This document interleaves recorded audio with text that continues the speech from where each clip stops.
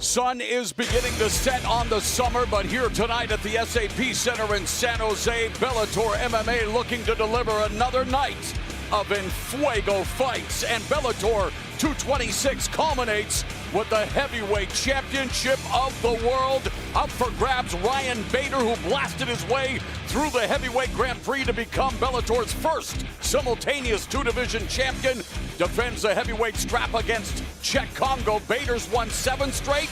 Congo has won 8 in a row. And also coming up later tonight on Dazn, it's the beginning of a stacked 16-man featherweight World Grand Prix with the championship on the line throughout the tournament.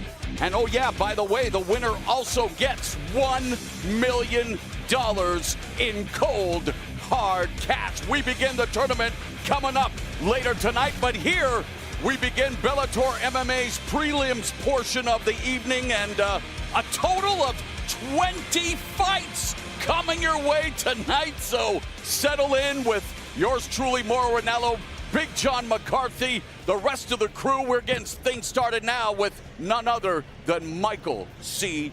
Williams. Ladies and gentlemen, good evening and welcome to the SAP Center here in San Jose, Bellator's West Coast home, as we get set for the prelims tonight, live on Dazn. We kick it off now inside the Bellator cage, 3 5-minute rounds in the lightweight division. Introducing the blue corner first, at 6'2", weighing in 156 pounds. His professional record 2-3, fighting out of San Jose, California, Luis Lighthead Vargas. And across the cage, his adversary out of the red corner at 5'11", weighing in 155.8 pounds. As a professional, he's undefeated early on at 2-0 by way of Chicago. He fights out of Sacramento, California, Christopher C.G. Lighthead Gonzalez. And the referee in charge of the action, Rob Madrigal. And John, take us through the numbers for our first lightweight contest of the evening. You got to look at that 2-0 with Chris Gonzalez, an outstanding amateur wrestler going against the 2-3 record of Luis Vargas. Chris, you ready? Let's go. Referee Rob Madrigal, and immediately it's Luis Vargas exploding out of the corner, but right into the clutches of the people's champ, Chris Gonzalez. Beautiful body lock takedown. Now the big question, control that off arm. Look at that arm that's down towards the ground. You keep that off his hand, he cannot get up. And immediately Gonzalez putting in one of the hooks, looking to take Vargas back. Vargas back on his feet, looking for wrist control. Gonzalez still in a good position to control the body. Look at the body lock. And another takedown by Gonzalez. Looking to improve to 3-0. The 28-year-old getting off to a strong start here in the opening round. Wide base in the guard of Vargas, looking to drop some bombs, but Vargas doing a good job of defending thus far. Most important thing you're seeing is he right away looking to posture and throw big, hard strikes. When you got a guy that's willing to give space in that position, he's telling you he's confident that I can keep you down. And Gonzalez continues to be in dominant position. Both of his fights, he is 2-0, including 1-0 here under the Bellator MMA umbrella, making his debut at Bellator 221 back in May, defeating Charlie Radke via unanimous decision. But putting all the pressure, John, on Luis Vargas. Just passed. He actually had side control, went to half guard, switched sides on him, but now he's in full mount, Mauro. And Gonzalez achieving full mount. Vargas controlling the posture, but still eating some shots to the body from Gonzalez' right hand. And now Gonzalez wanting to break the grip, wants to posture up, wants to deliver some devastating ground and pound, but Vargas looking to sweep.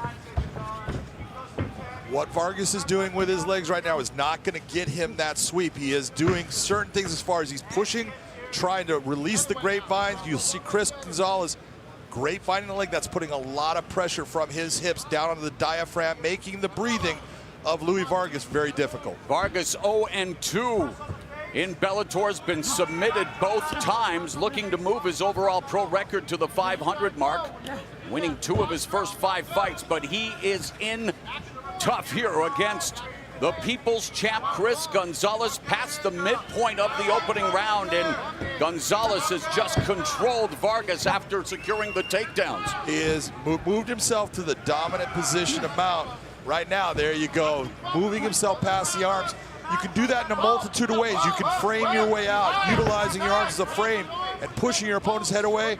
Now he's holding on to the body, but if he brings that left arm across and frames out, he's going to break that grip of Louis Vargas. Gonzalez told us that his advantages were pretty obvious. He's going to be bringing the pressure from the time the fight starts until the time the fight ends, as Vargas looks to scramble, but now Gonzalez looking to put the hooks in, looking for the body triangle perhaps. No, securing that back as Vargas is leaking like a political document here in round number 1. Well, there was a big elbow that caused all the movement that you're seeing. Louis Vargas got hit by that elbow. That hurt. You could see it. It affected him. Chris Gonzalez lost the position off of it. Vargas ends up in half guard here with the clock moving towards the final minute and a scramble, and Vargas able to get back on his feet after being dominated for the majority of the round on the ground. I believe we have the nose area of Vargas is where we've got that blood coming from. That was due to the elbow strike that Chris Gonzalez landed while in that mount position. And of course that could impact Vargas' breathing and his conditioning, already being tested once again here by another takedown courtesy of Chris Gonzalez. And what you're seeing is Chris Gonzalez was a Greco-Roman wrestler. That means that he is a wrestler that is not utilizing the legs as an attack. And everything he's doing is the use of the upper body and the body locks, and that's how he's getting Louis Vargas down, showing how good he is in that discipline. Old school can opener. Gonzalez, a 6-time Greco-Roman All-American, but in this round securing the takedowns and doing his best to keep Vargas in a defensive position. As we go into the final few seconds of the first 5 minutes, all Chris Gonzalez. Stop.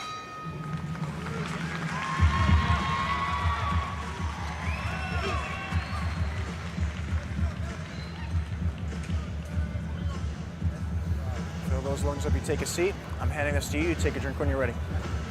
Okay. Okay. Great first round. That's all you. You can do that all night if you want to. Okay. That takedown there.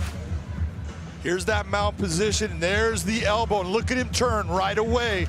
That is telling you that affected him in a big way.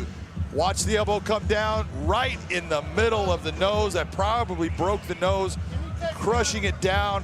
That's why you see that movement, and that's the type of strike. You can see it definitely had an effect. Nice big cut there. I don't believe it broke it, though. You understand? But that's what the judges are looking for. Strikes like that that show that it had an effect in the fight.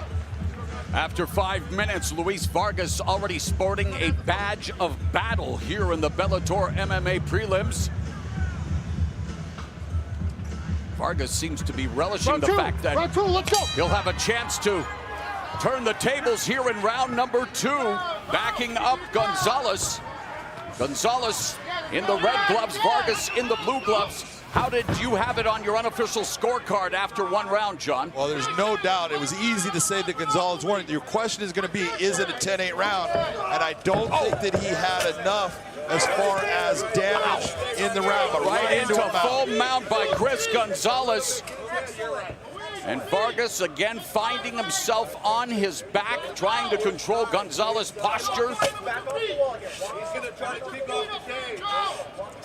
Take a look at the great binding of the legs. You see Vargas trying to beat that.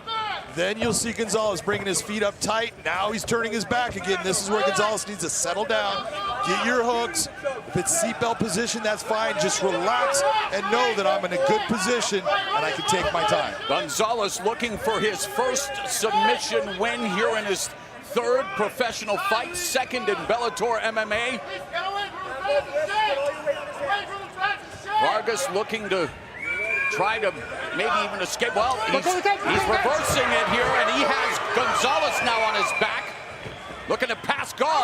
into north-south position. Gonzalez is going to get up from this position right now. Vargas 2-3. All of his losses have been by submission. His 2 victories have come via form of knockout, as Gonzalez again able to get back up on his feet and pin Vargas to the fence. So Vargas' gas tank has been taxed in this fight by Gonzalez. Well, he's having to push at a pace that is uncomfortable, and when you're carrying another man's weight, that just tends to drain your gas tank. Vargas was a California Community College State champion for Santa Ana College. That's a great thing, Mauro. But then take a look at the other side and look at the credentials of Chris Gonzalez. And here's our separation when it comes to that grappling or wrestling area. Chris Gonzalez is national level, while we have junior national with Vargas. Again, Gonzalez has the back. Vargas able to get back up to a vertical base. Tries to land that back elbow. Gonzalez stapled to Vargas. And beautiful again, foot sweep. Able to sweep Vargas back to the canvas, and man quickly shifts to full mount. But thus far, Vargas has not had to pay the price, and again escapes one more time in the scramble. Beautiful use of the cage as a leverage point to get himself through that. Louis Vargas is right here looking to buzz Chris Gonzalez. Louis Vargas has no quit in him. He's been in a lot of bad spots, but at no point has he shown that he is not in this fight. Under 2 minutes left here in the second round.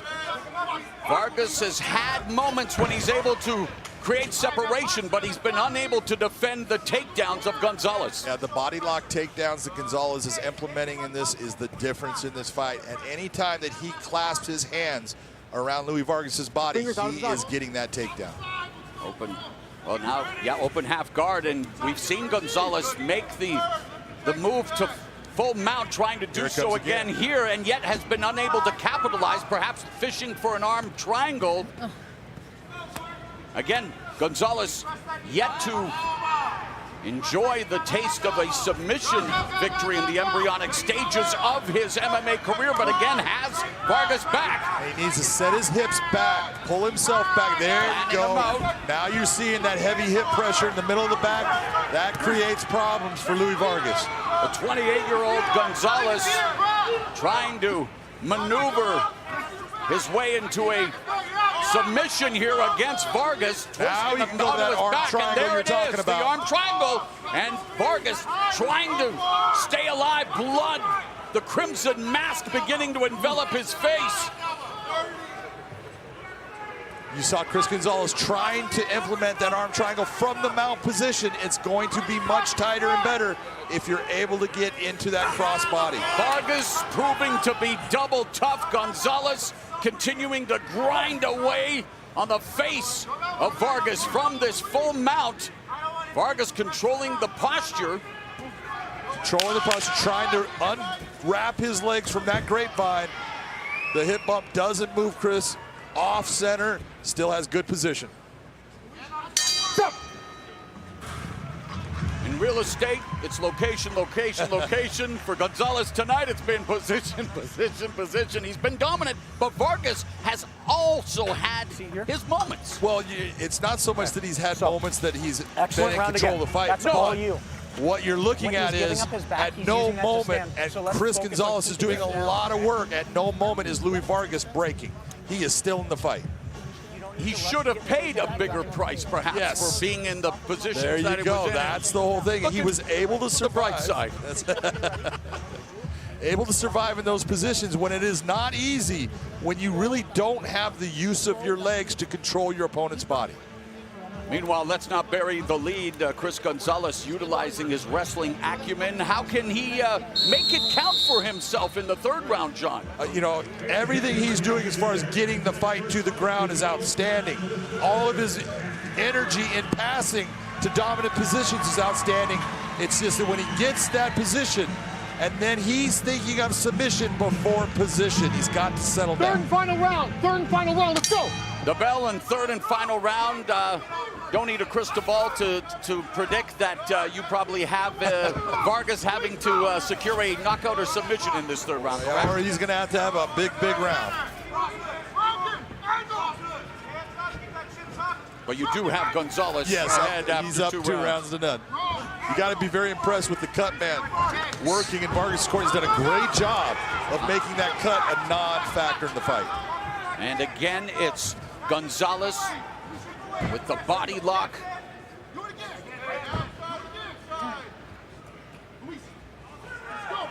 Stuck to Vargas. Again, look at the double underhooks, and it's when he clasps his hands together.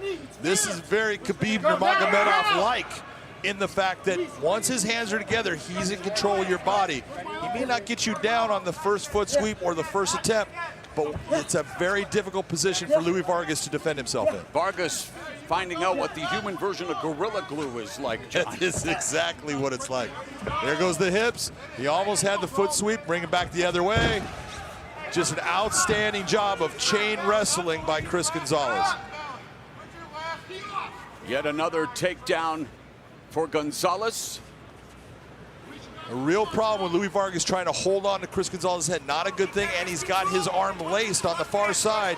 If you're looking at Louis Vargas' right arm, he is not in control of it. Chris Gonzalez is. A minute and a half gone here in round 3. Vargas in the third round for the first time in his career. And again, Gonzalez threatening to secure the submission. But Vargas has done a yeoman's job of defending thus far, although Gonzalez looking for the rear naked choke here. He should go palm to palm from this position. You still have that choke. Go palm to palm, and it will work for you. 3 minutes left in the third round. Beautiful heart and determination by Louis Vargas, just gritting his way out of that position, then turning and facing a guy who's now mounted on him, but not giving an inch. Well, victory may be a light year away for Luis Vargas, but there is no quit.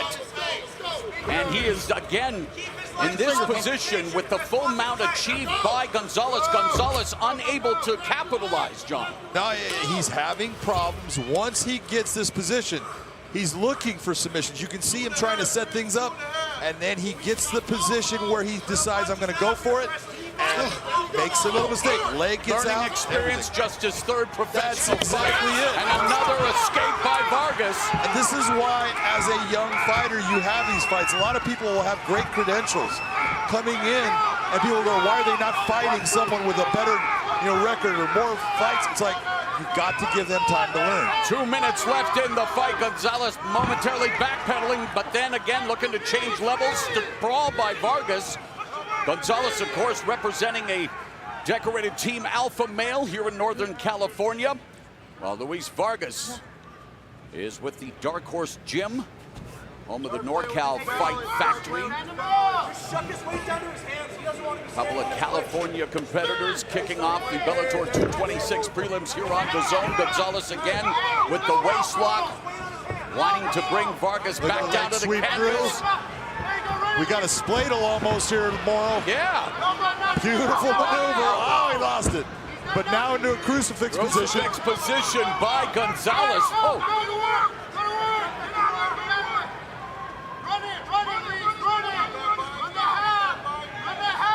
That is not comfortable, but it is not a submission area. Exactly. And Vargas in top position, and Vargas in mount, and Vargas looking for the Hail Mary. Vargas looking to offer a dramatic come from behind victory. Feeding shots, but Gonzalez calm, cool, collected, under fire, back up to his feet and back to the waistlock. Taking shots to get himself out. That is what a separation by Vargas, knee to the midsection. That was a beautiful job by Chris Gonzalez to realize, I've got to take some shots to get myself out. He did that, and that's why he's back to where he's at. Under 30 seconds left in the fight. Chris Gonzalez appearing to be cruising to his third consecutive victory to start his career, but now they start chucking the leather in the final seconds of the fight. And a takedown, apropos denouement to this 3-round contest. So Chris Gonzalez utilizing his wrestling to control Luis Vargas, but when Vargas was able to scramble, able to create some space, again, just those tiny little moments of opportunity, but unable to come back against Gonzalez. There was, and the one thing that is so impressive to me is there were moments for him to break and never even came close to it. Stayed strong, gritted his way, was a durable, tough fighter. A very gutsy performance by Luis Vargas, but a beautiful performance by Chris Gonzalez. Well, Chris Gonzalez says he's going to be a problem for everyone in the lightweight division, and John, here's some of what he brings to the Bellator MMA cage. And you can see how heavy that elbow strike was. Even the ones that didn't cut, look at all of those are just damaging. They crush you down, but here comes when Vargas comes back, opens up, he's in mount, and you see Chris Gonzalez realizing, okay, I got to take shots to get myself, I cannot stay here, and he opens up, here's your end. Both guys setting their feet, going after it. Beautiful exhibition, a heart, determination. That was a great fight. A learning experience for both Chris Gonzalez and Luis Vargas, who are in the early stages of their professional MMA journeys. And we're just beginning our epic journey tonight. The first of 20 fights coming your way on Dazn, and we will bring you each and every one of them. After Bellator 225, I'm so unaccustomed to decisions. Yeah. Since they were all finishes, this is the first one. And what happened here tonight to kick things off? What happens when I slide into the chair next to you, Big John? People want to I earn my work. They want to give you time. I earn my pay. All right, here we go. To make it official, Michael C. Williams. Ladies and gentlemen, having gone the distance, we'll go to your three judges at cage side. Your first judge, Marcus Danforth, scores the fight 30-27. Judge Michael Gingona scores the fight 30-26. And Judge Wade Vieira sees the fight 30-25. All have it for the winner by unanimous decision. Still undefeated, Christopher C.J. Lion Gonzalez. So Chris Gonzalez improves to 3-0. He's 2-0 inside the Bellator MMA cage, defeating Luis Vargas via unanimous decision here in our first preliminary fight in the lightweight division. And we are just beginning proceedings, of course, coming up later tonight. We have the heavyweight title on the line, the beginning of the stacked 16-man World Featherweight Grand Prix. And with more on all of the proceedings, let's go to the fight desk and say hello to Jay Glazer and Josh the Punk Thompson.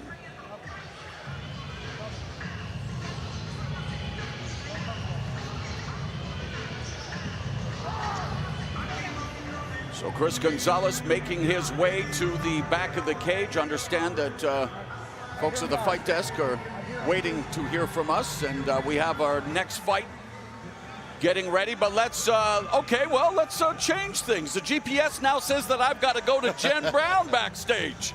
That's right, I'm back here. We'll just do a little reversal here. All right, so let's talk about our heavyweight matchup tonight. Ryan Bader, he's going to defend that title for the first time when he takes on Cheick Kongo, who hasn't lost a fight since 2015. Now, Kongo, who is normally very calm and collected yesterday at the weigh-ins, gave Ryan Bader a pretty big shove. I think it surprised Ryan Bader. It surprised us. I think a lot of us are questioning, where is Cheick Kongo's head now heading into this fight tonight? And when we talked to him this week, he said that this fight for him is about legacy, that he wants to take the world title back to his home country of France and be the first ever French MMA world champion. Now, when we talked to Ryan Bader this week, he said, look, I know that Cheick Kongo has won 8 straight, and you don't get that by being lucky.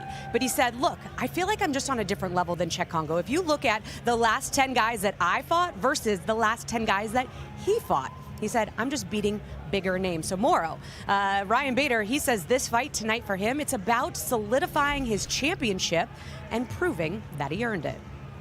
Well, he did earn it in lightning quick fashion, dominating all 3 of his opponents in that heavyweight Grand Prix, and he will defend against Cheick Kongo in our main event of Bellator 226. But right now, it's action in the the featherweight division. And tonight, in many ways, is all about the featherweight division as we look at Haider Emil and Ignacio Ortiz. Both these gentlemen have Bellator fighting experience at 3-0 for Haider Emil. Ignacio Ortiz, his last fight was a draw. He wants to get back in that win column. Here's Michael C. Williams. Ladies and gentlemen, tonight's Bellator 226 prelims live on Dazn continue now in the featherweight division, scheduled for 3 5-minute rounds. Introducing the blue corner at 5'8", weighing in 145.4 pounds. His professional record: 2 wins, no losses, 1 draw. Fighting out of Oakland, California, Ignacio Blessed Hands Ortiz. And across the cage, his adversary out of the red corner at 5'8", weighing in 145.9 pounds. As a professional, undefeated at 3-0 by way of San Rafael. He fights out of San Francisco, California, Haider the Hurricane Emil. In charge of the action, referee Josh Rosenthal. Great to see referee Josh Rosenthal back doing what he loves to do as we get set here for featherweight action. 3 5-minute rounds. All right, gentlemen, you ready? You ready? Let's fight. It's Hurricane Haider Emil in the red gloves, Ignacio Ortiz in the blue gloves, and the nickname may be Hurricane John. We send our best to all the people impacted by those nasty hurricanes, and we ask everyone to do what they can to help your fellow man, as no feeling out process here between Emil and Ortiz. Both guys throwing very heavy shots, really sitting down on those punches and throwing everything they have, putting everything they have into them. Emil taking it too. Ortiz mixing up the punches with the knee strikes. The knee to the body was very good, very heavy. Southpaw Ortiz trying to find a way to return fire. Good push kick there by Emil to Ortiz along the fence. And here in the opening minute, Emil showcasing his diverse offensive arsenal. And also showing how you control distance in a fight. He is sliding off and then setting his feet and coming and closing that distance, landing beautiful shots. Emil lighting up the Southpaw Ortiz here in the early stages of the opening round. Emil coming off a win over Paradise Valvasa via first-round rear naked choke back at Bellator 220 in April, while Ortiz fought to a draw with Roger Severson at Bellator 220 in April, but he felt he did enough to win the fight as he comes forward, landing some shots to the head of Emil. And the pummeling and the close quarters grappling results in a takedown for Haider Emil. Nice job of getting the underhook. First one on the right side, then gets double unders. Utilizing the same type of technique we just saw from Chris Gonzalez with that body lock takedown. Battle of undefeated featherweight prospects. Emil 3-0 with all 3 wins coming inside the distance. He's 2-0 in Bellator. Ortiz is 2-0-1 with a knockout victory. All of his fights have taken place in the Bellator MMA cage as he controls the posture of Emil, has that closed guard, trying to force a break or trying to find a way to potentially sweep Emil. Watch the fingers It's in the always face. so important when your opponent puts you into that cage and your head is trapped right against the canvas and the cage. You've got to be able to change angles and keep them from doing heavy damage to you. Emil is a BJJ blue belt. Ortiz is a purple belt in Brazilian Jiu-Jitsu as we pass the midpoint now. 2 minutes, 11 seconds left in this opening round. One of the things you're seeing out of Ignacio Ortiz right now is he's closing his guard more, which is only keeping Emil on top of him. He has got to open that guard just like he just did and try to create situations to either reverse, Round and pound from Emil. or get himself up. Ortiz not having much of an opportunity to use his blessed hands, as is his sobriquet, because of his boxing and his barber background, but it's Emil who is dominant position here, although from the closed guard unable to really improve his position.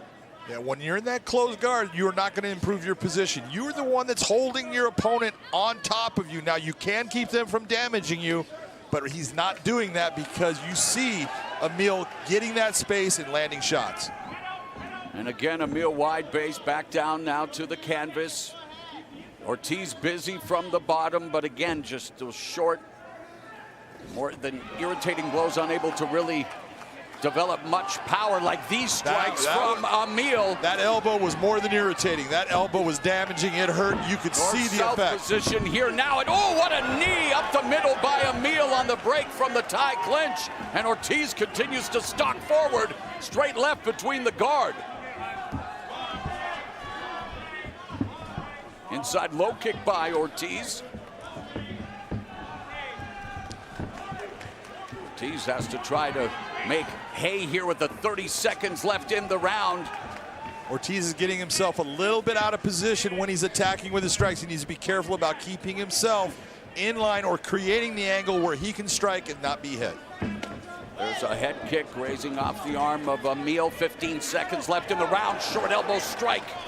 You can see the effect of that short elbow. You can see it rattle Ortiz. He comes right back with a big left hand.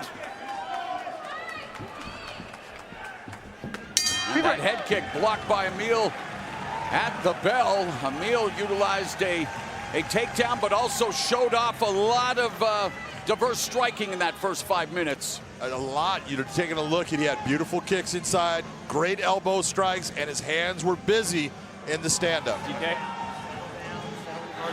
How do you have it after the first round, and why? No doubt that round goes to Hyder Emil. He's up 10-9 on my scorecard. Your feet are set. Go ahead and throw a little bit more when he misses, okay? We're not going to let him sit back and just be able to get a rhythm going on, okay? When they got out of position, here you go. The knee comes up. It looks good. It did land. It just didn't land with a lot of power. Take a look and you'll see. Brings the hands together. You see it touch. It brings the head up, but he was actually coming up anyways. It didn't have a lot of power, but it looked good to the judges, and it definitely scored.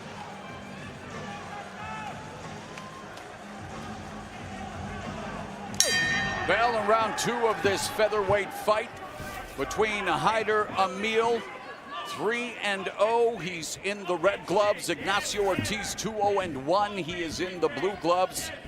And Emil will try to continue to do what he did in that first round, and does so here with a flurry of strikes. But Ortiz biting down on his gum shield. You saw that first right hand. That is what started that progression of him having a problem and having to move back. The big difference is you're seeing Hyder Emil is the one creating the angles here, while you're seeing Ignacio Ortiz, he is the one following.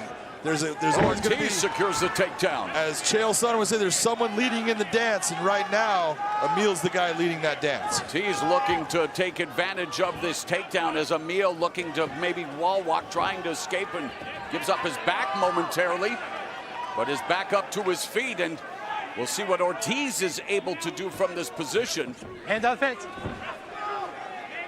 Right now, you're seeing Hyder Emil trying to break that grip. Don't grab, don't grab. It's interesting. Ortiz loves to keep fights standing, and yet looking to take down Emil because of Emil striking. Well, you got to be honest with yourself in the fight and say, if this is not working for me, let me change things up. Scramble, and now beautiful it's a switch. Beautiful into now the closed guard again. So a short elbow strike as Emil postures, feeding elbows to the face of Ignacio Ortiz. These are the moments that happen in fights where you think you have a position, you think, okay, I can go after him, and things just unwind in a bad way for you.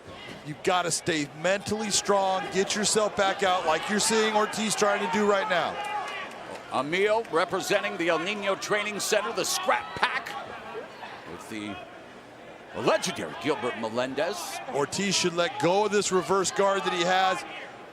It is not a good position for him, because what will happen is you're going to see Hyder Emil step his weight back towards his head, and when he does, he is in line to be hit. Melendez had many memorable moments here at the Shark Tank, as now Emil. What Ignacio Ortiz is trying to do, he's trying to reach to that chin so he can lock up an inverted triangle. He does not have the position to be able to do it right now. Bellator's had a few inverted triangles in A couple. its history. Past the midpoint of the round and the fight. Vice-like grip by Ortiz from the bottom. Emil breaks it momentarily, but finding himself in an awkward position. Now back to his feet. Oh, nice short right uppercut by Emil, but Ortiz, sporting those whiskers, continues to walk forward. Can only sport those whiskers for so many shots.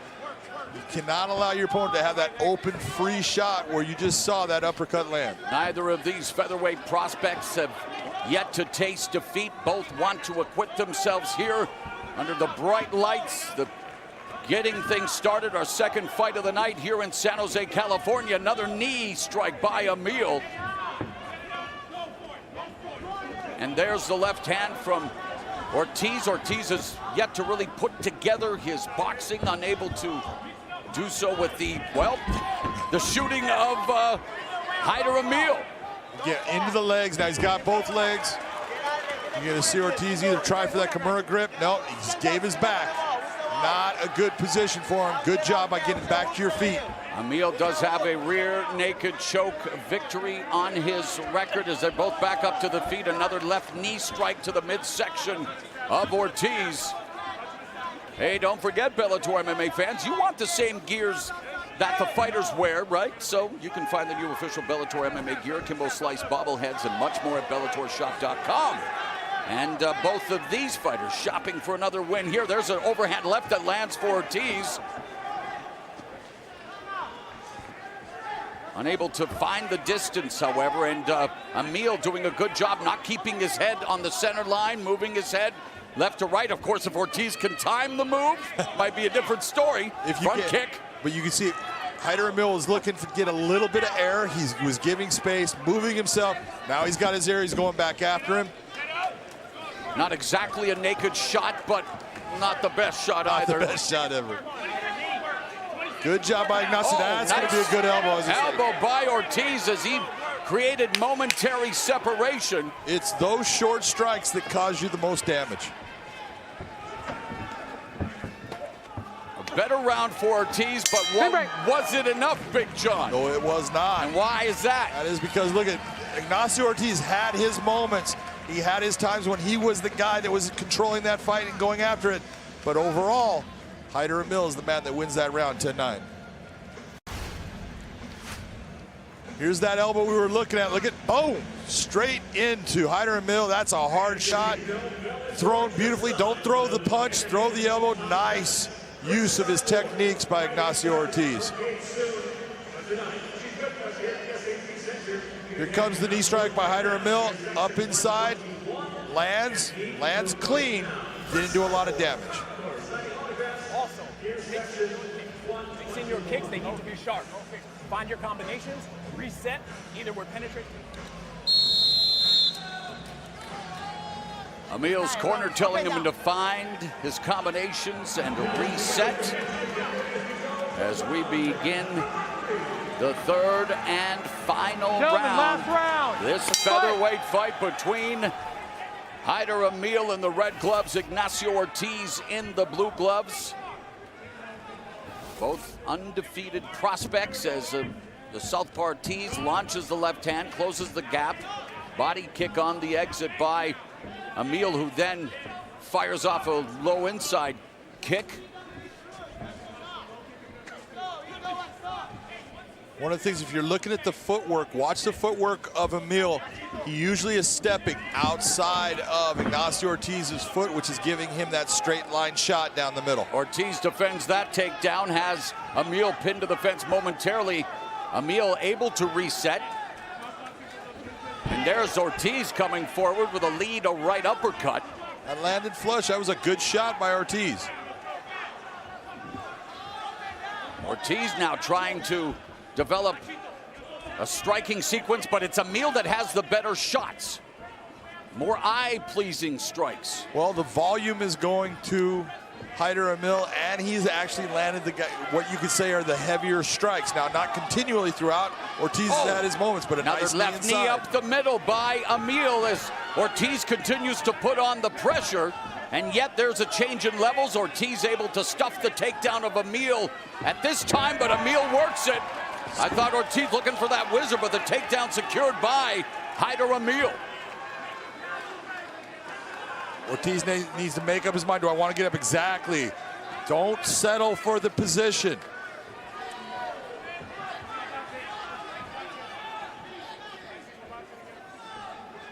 Emil from the orthodox stance. Ortiz, the southpaw, launches the left. Not whether Ortiz is trying to just use different speeds, but not a lot of power, not sitting down on these punches, John. And that's what you're seeing. You're seeing him throw, and he's got some volume coming out, but none of them are the ones that are damaging and making Hyder Emil change what he's doing. And Emil comes back with a knee to the midsection and an elbow upstairs. There's the shot, but Ortiz, taken down again by Emil. Ortiz right now needs to hit that switch. He's looking for a switch with that left arm going towards the inside of the leg. He's not going to go to the Kimura grip. Try to change this around. He's got that sweep. Double wrist lock by Ortiz.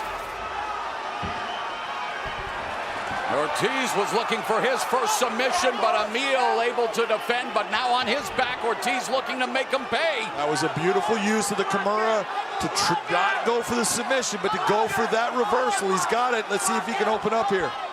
So Ignacio Ortiz coming on here in the third and final round, according to our unofficial score, Big John McCarthy. He's down 2 rounds to 0 in the fight. Less than 2 minutes remaining in this bout.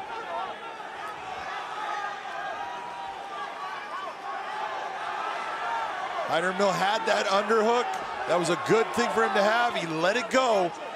Putting his back down to the cage is what you see Ignacio Ortiz trying to drive in there so he can open up on him and use that cage as a point where he can trap him. And Emil able to get back to his feet here.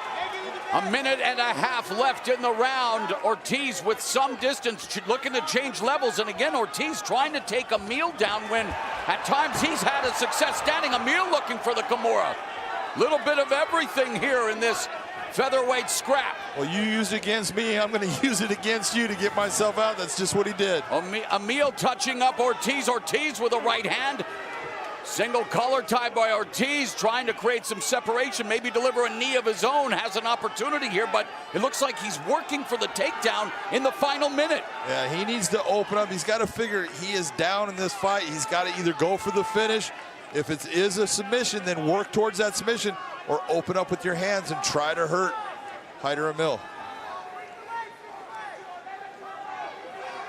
Emil pummeling.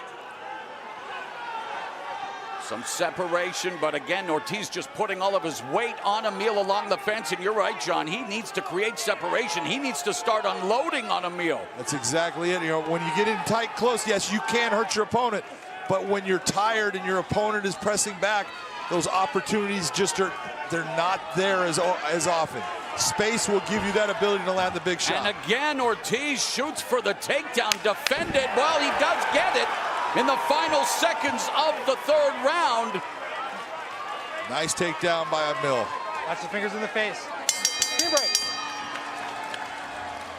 So Emil with the takedown, putting a capstone on a impressive performance. And Ignacio Ortiz was competitive, but unable to really put together as much of the boxing, I think, as he wanted to coming into this fight. I think he came into the fight feeling that he was going to have the advantage on the feet, and it just didn't work out quite that way for him. How do you have it after the fight then, John? Oh, no doubt this fight should be going to Hyder Emil. He definitely gets this fight. Look at the elbow, beautiful elbow strike by Ignacio Ortiz, though. That's when he had his moments of landing big strikes. Here's the takedown right at the end by Emil. Again, uses that leg as a post, drives forward, sits him down, moves the leg up, a lot of pressure against the fence, a lot of good technique by both fighters throughout this contest.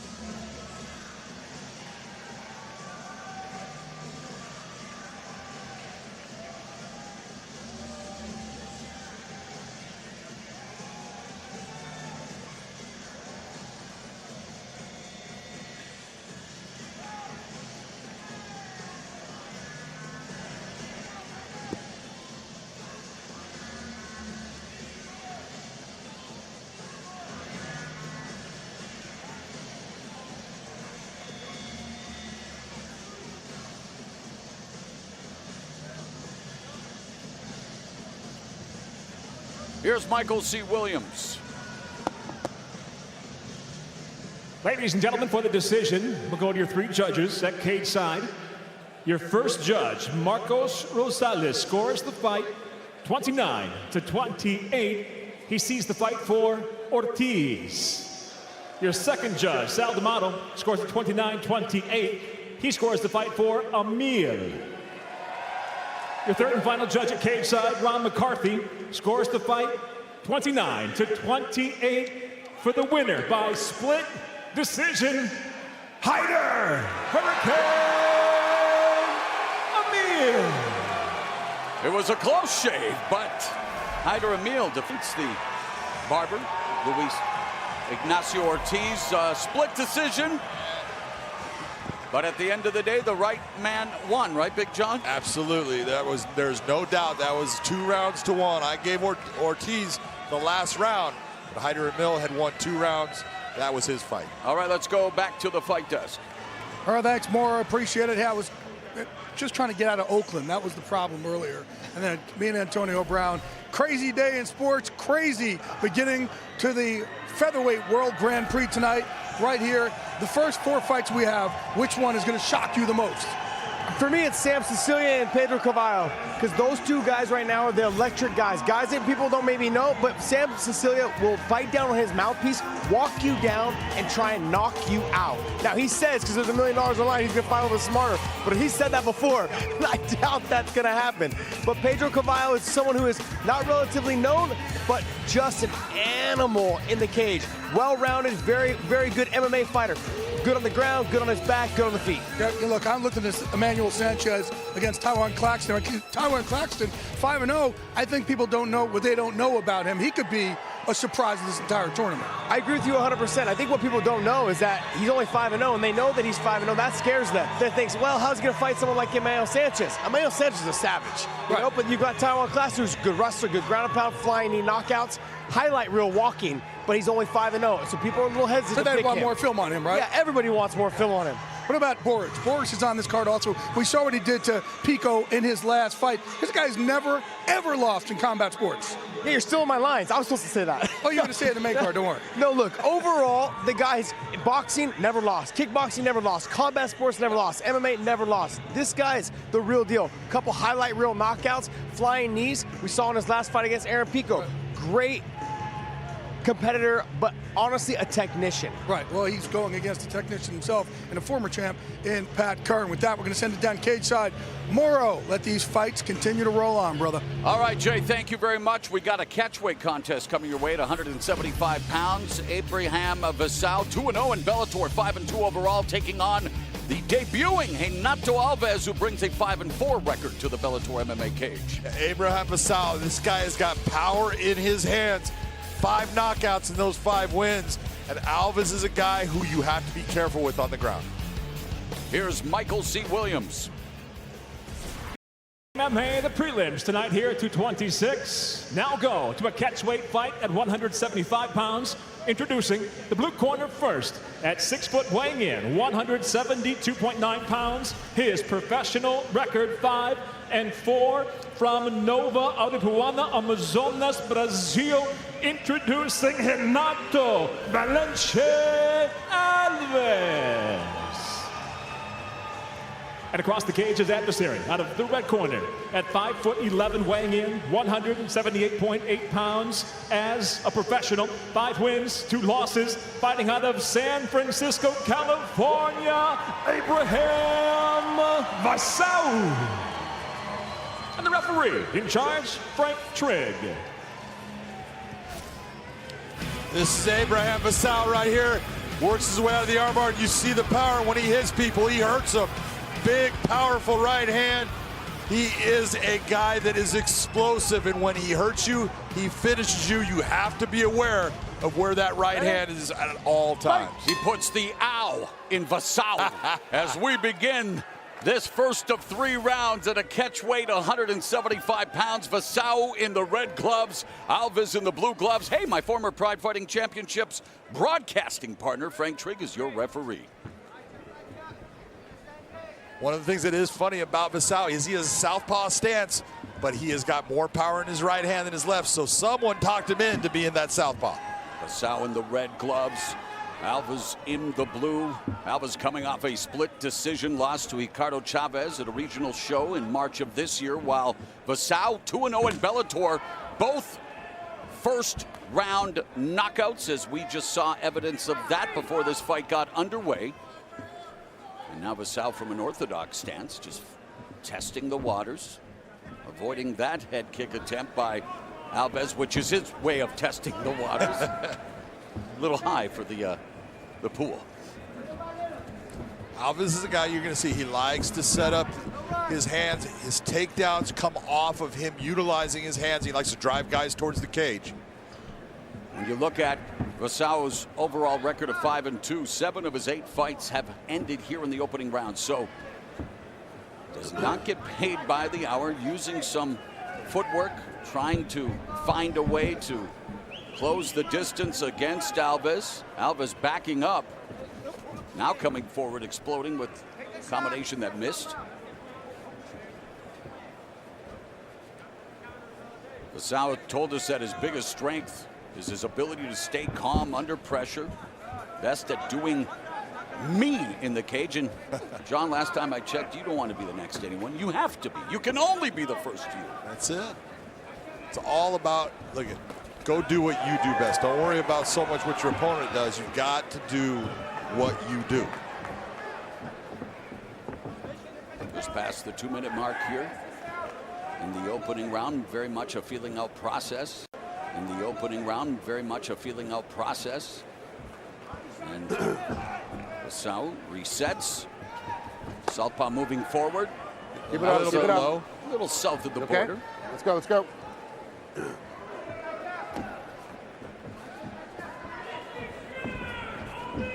When you're watching what Alves is doing, it's normally smart that you're going to move off to the lead hand side. But when it's the guy's power, you can be walking yourself right into where he wants you to be with that power. Vassal trying to attack the lead leg of Alves. Alves doing a good job of avoiding the strikes, and there he attacks the lead leg of the southpaw. Body kick by Alves.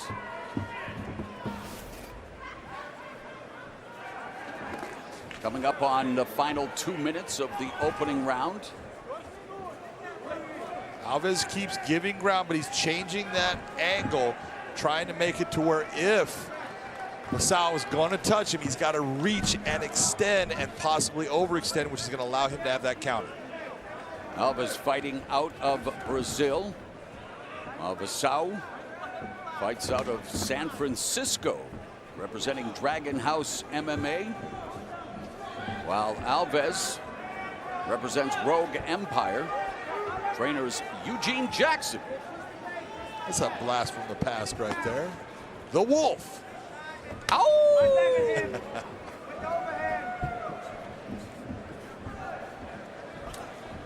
Vassal needs to start cutting that movement of Alves. As Alves moves, he needs to step that right foot off and start cutting off that movement instead of following it. Anytime you're following, you're allowing someone to lead you somewhere you might not want to be. Alves, nicknamed Indio from his indigenous descent, says the Indians are the people who represent his state in Brazil, known to be brave. Well, he hopes to keep up that reputation here in this catchweight fight, attacking the outside of the Vassal's lead leg, the southpaw. Just keeping that distance, and very much a getting to know you round between Alves and Vassal. Definitely a lot of feeling out, not wanting to make a mistake. Neither guy wanting to overextend in this, hoping that they can draw their opponent into that mistake, and it's not happening so far. Alves looking to win in his Bellator debut, tagging Vassal with that lead, the jab there. And now Vassal coming forward, misses with a body kick, and that's the end of the round. It's very much a getting to know you round, as they actually exchanged pleasantries after a round where I think most fans would have liked to see more hostilities. Well, of course you want to see more hostilities. There was, Both guys were touching each other, but no damage in the round at all. No one hurt each other. You got to figure now, is the judge going to go after the kicks? Boring fight is a good fight? Is that what I just heard? It's not a good fight. Not a good fight at all. But Alves is landing the kicks while you're seeing Vassal start to land the hands. The real question is who's getting the best of those exchanges. At least it wasn't what Al Michaels heard on the kickoff of the 100th season of the NFL on Thursday night. And I have no idea what you're talking about. I don't either. That's part of the fun. Go, guys, clear out. Abraham, round two. Round two. Round two. Round two.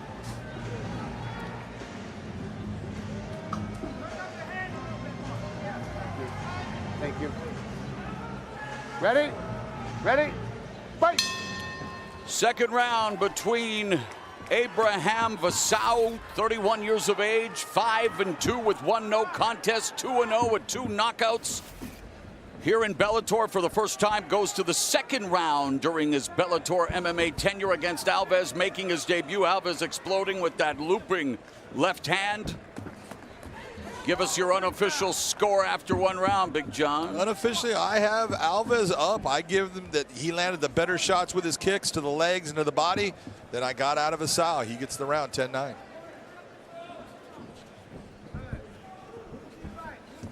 One of the things that people have to realize when you're talking about scoring a fight, it's not about who's coming forward. Aggression is never even brought into the equation if you can say that there was a difference in either the striking or the grappling. I hate to laugh, but it boggles the mind, you know, doing this as long as we both have, actually, and you still wonder sometimes. There is a written judging criteria, right? But yeah, I think there is. A lot of is. nights we wonder yeah. what that criteria is.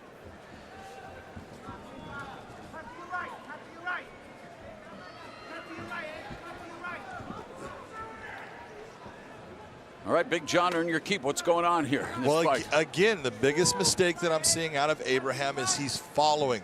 Watch him as he follows Alves. He's hunting him down, stepping in, but then you see Alves taking his lead foot, that left leg, and stepping it outside of the right lead leg of Abraham. And in doing that, he is creating this off-line, off-center, where he's able to strike and hit Vassal, where Vassal cannot hit him back.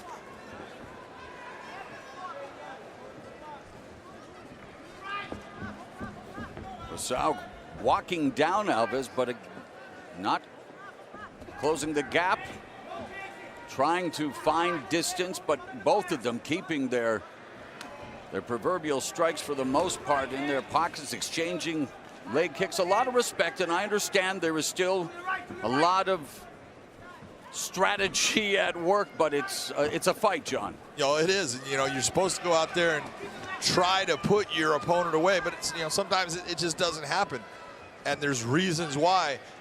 And of course, we've been spoiled because Vassal's first 2 fights both ended spectacularly in the opening round as his head gets popped back like a Pez dispenser there from that right hand from Alves.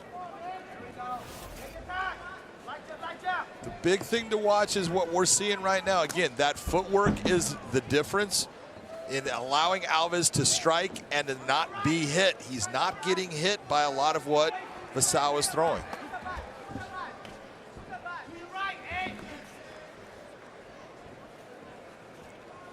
Alves told us that his biggest strengths were his jiu-jitsu and his boxing. We haven't seen none of the ground game yet. In fact, he's a brown belt in jiu-jitsu and a brown belt in lucha libre, and Big John, inquiring minds want to know the biggest difference between jiu-jitsu and lucha libre is? Well, lucha libre is, you know, basically it's jiu-jitsu without the gi, but also bringing in the arts of Muay Thai and kickboxing along with it. King of the streets, Marco Huas. Boom. Hugo Duarte. Hugo. Give me the next. Eugenio Tudo. Oh, whoa. All right, now we're going back. Wow. We're nerding out here with a minute and a half left in the second round. No disrespect to Renato Alves and Abraham Vassal, but not much to do when it comes to play-by-play in this round, Big John. Well, you know, again, it's neither guy wants to make the mistake, and what I'm looking at with Vassal is he's making the mistake of he's allowing Alves to actually lead this dance. He's the one creating the angles. He's the one deciding when there is that movement forward as far as contact to try to strike. Abraham has got to start to take charge and go after Alves. That's how he can win this fight. Outside leg kick as Vassal momentarily was orthodox, back to southpaw after tasting the kick of Alves, and single shots, pot shotting, just range finders. 30 seconds left in the second round. Sometimes you just got to go. Body kick. Got to create things. Again, you saw the body kick by Alves. It touches. Vasal's kind of grazes by. Touched, but grazed. So one's getting the better shot. Alves, 27 years of age in his 10th professional fight.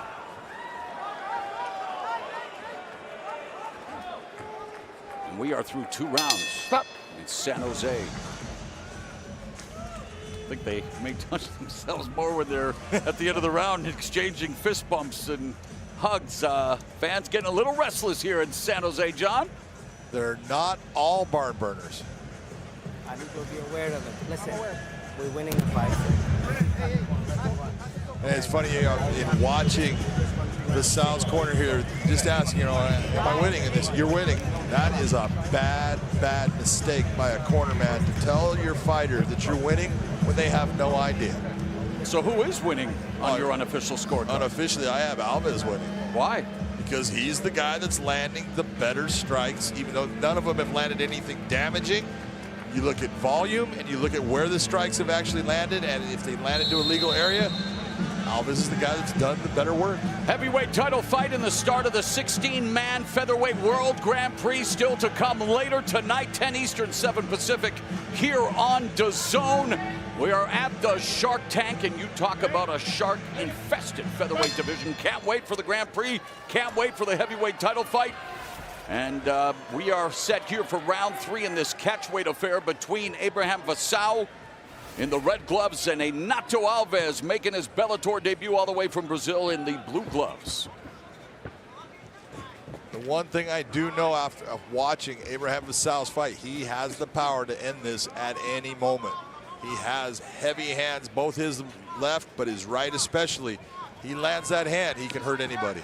Inside, low kick to the lead leg of Alves by Vassal. If you're in Vassal's corner, is this the way you want him to start the final round? No, I mean, just talking about his corner work. When a cornerman is telling you you're winning, you better have clearly have won that round, because if there's a question about it, you say, I don't know. But in this case, doing what you see, the body language, the no sense of urgency, what adjustments did you want Vassal to make? I want Vassal to now start cutting off that angle on the footwork. Step your right foot off. Take it past your opponent's left foot and drive that left hand straight down the center, right into his chin. Oblique kick there from Vassal. How about Alves? What's the coaching for Alves if you're in his corner? You know, with Alves, the big thing I'm going to tell him is I want to keep having the movement you're having. Keep stepping outside of his foot, but I've got to have you give me doubles. Don't just sit there and pot shot with a 1. Oh, he caught him there with that last punch, the 3-punch combination with the right hand. Vassal clips Alves. He did. It was a nice shot. But if you're Alves, don't just land the 1. I want you to make him pay with everything that you can with the hands, but finish it up with the kicks to either to the legs or to the body. Can't read a fighter's minds, but John, it is the 3rd round. Not a lot has happened in the first 2 rounds, so conditioning shouldn't be a factor. You need to see more of these exchanges, especially in the 3rd. But look at what the reaction was from Alves when he got hit that way. You can see that hurt him, and that's what you need if you're Abraham Vassal. And he has to cut off, like you say, cut off the cage. There's a whipping outside kick, and it forces Vassal to change stances to southpaw. And as soon as Alves moves towards that left hand coming that way, you gotta launch it. A lot of single shots here. You're exactly right. A lot of singles. And when you have singles, it's easier to deal with. It's when someone brings multiples that it's the one that you don't see that catches you.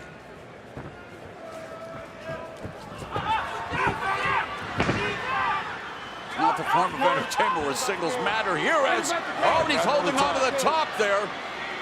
Referee Frank Trigg warning him as He stuffs the takedown by Alves.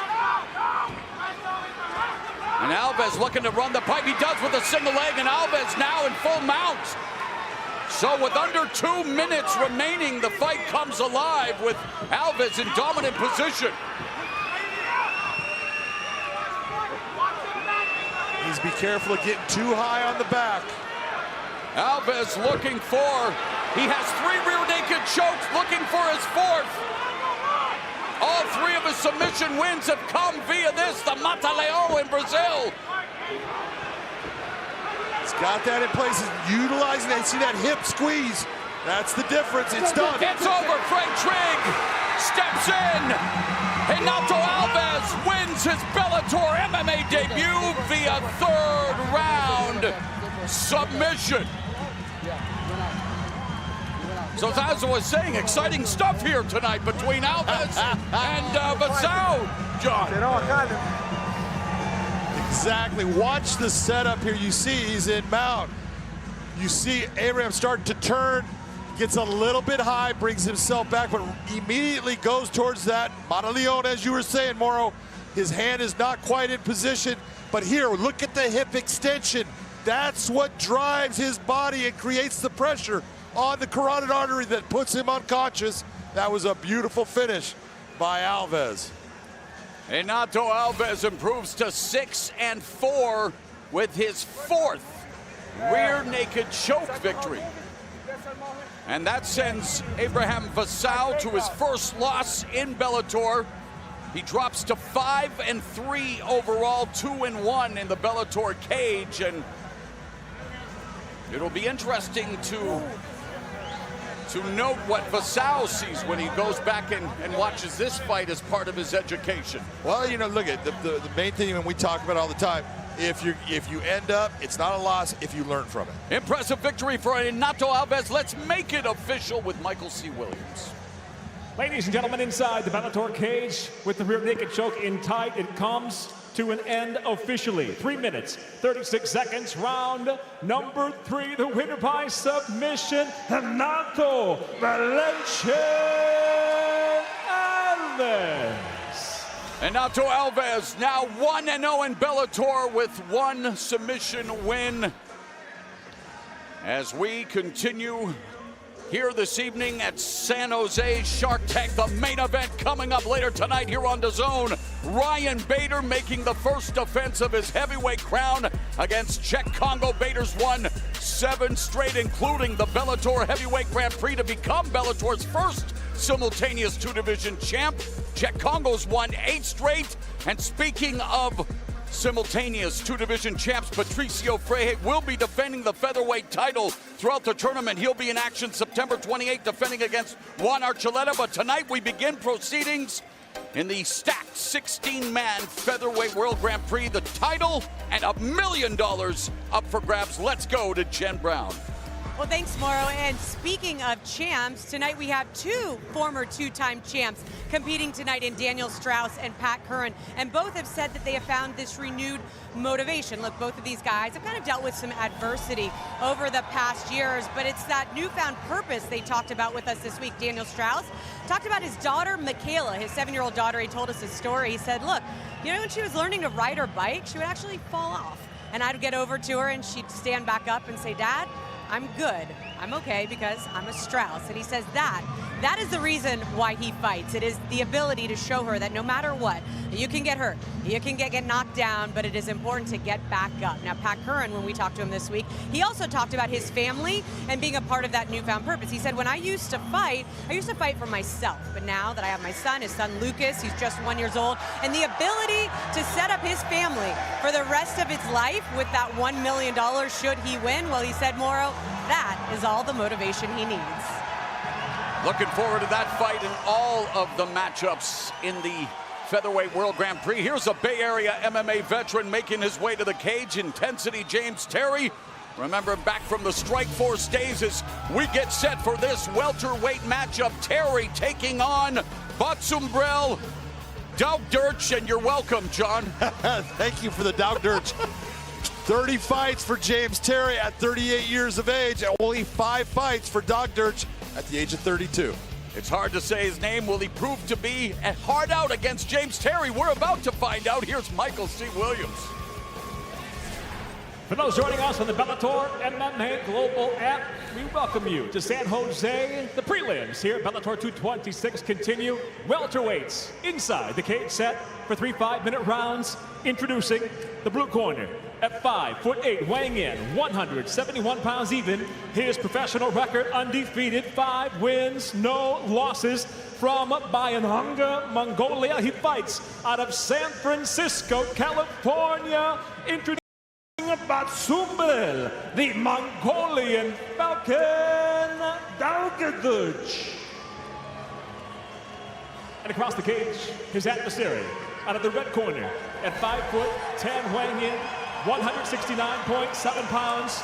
The veteran professional brings 20 victories, 10 defeats, fighting out of San Jose, California, presenting James Intensity Terry. And the referee in charge of the action, Jason Herzog.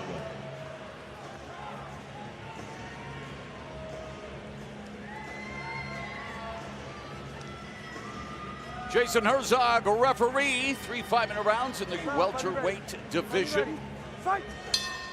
James Terry in the red gloves, the debuting Batsumbel Daugavich in the blue gloves. He is undefeated at 5-0 with 4 knockouts. First foray inside the Bellator MMA cage. As we mentioned, Terry, a veteran. In his last fight, his 4-fight win streak, though, was snapped by Adam Piccolotti, who we will see coming up later during prelims coverage here. Lost to Piccolotti via unanimous decision at Bellator 206 back in September of last year. No shame losing to Adam Piccolotti. He is the up-and-coming stud in the lightweight division. Had a very close split decision loss to Benson Henderson. So it tells you, look, James Terry, even at 38 years of age, his wrestling is outstanding, and his stand-up, it is when he starts to unwind and feel free and loose that he does damage. Terry has 9 wins via first-round knockout. He's never lost a fight via form of knockout, and against a guy like Daugavich, who has 4 of his 5 wins coming inside the distance, Terry's streak of not being knocked out may be tested. Feeling out process here in the early round. It is Terry. Well, and Daugavich counters with the left hand. The southpaw finds the mark. Terry looking for the shot. Stuffed, and big sprawl here by Daugavich. Well, this is where Daugavich is strong. His wrestling is strong, but James Terry grew up as a wrestler, was an outstanding amateur wrestler. Right hand clips Daugavich. Yeah, Terry started wrestling at the age of 5, a 3-time All-State wrestler in high school. Junior college All-American, John, and was a national qualifier for Pima College in Arizona. Yeah, it was only injuries that ended his wrestling career, and then he decided to come into MMA, and he's had an outstanding career.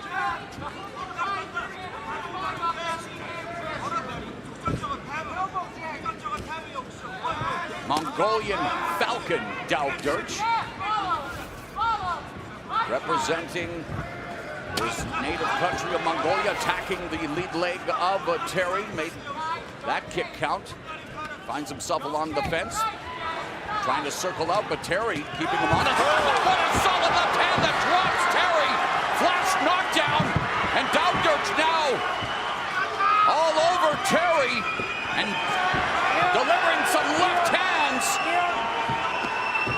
Terry trying to collect his weight, but now finds himself in trouble. Daugavich looking for his first submission win. He is locked on that. He has got a tight squeeze on James Terry's head. It's almost a schoolyard choke. There it is. And yes, that bulldog choke there by Batsumbel Daugavich. Welcome to Bellator MMA as he submits James Terry. Terry had lost 3 times via rear naked choke, but that was more like you said, John. That is a schoolyard choke. The big difference between that bulldog, which you're right, positioning is the same, but where was his legs? His legs were back instead of forward. That's why we call it the schoolyard, but it was tight. You could see it from the start.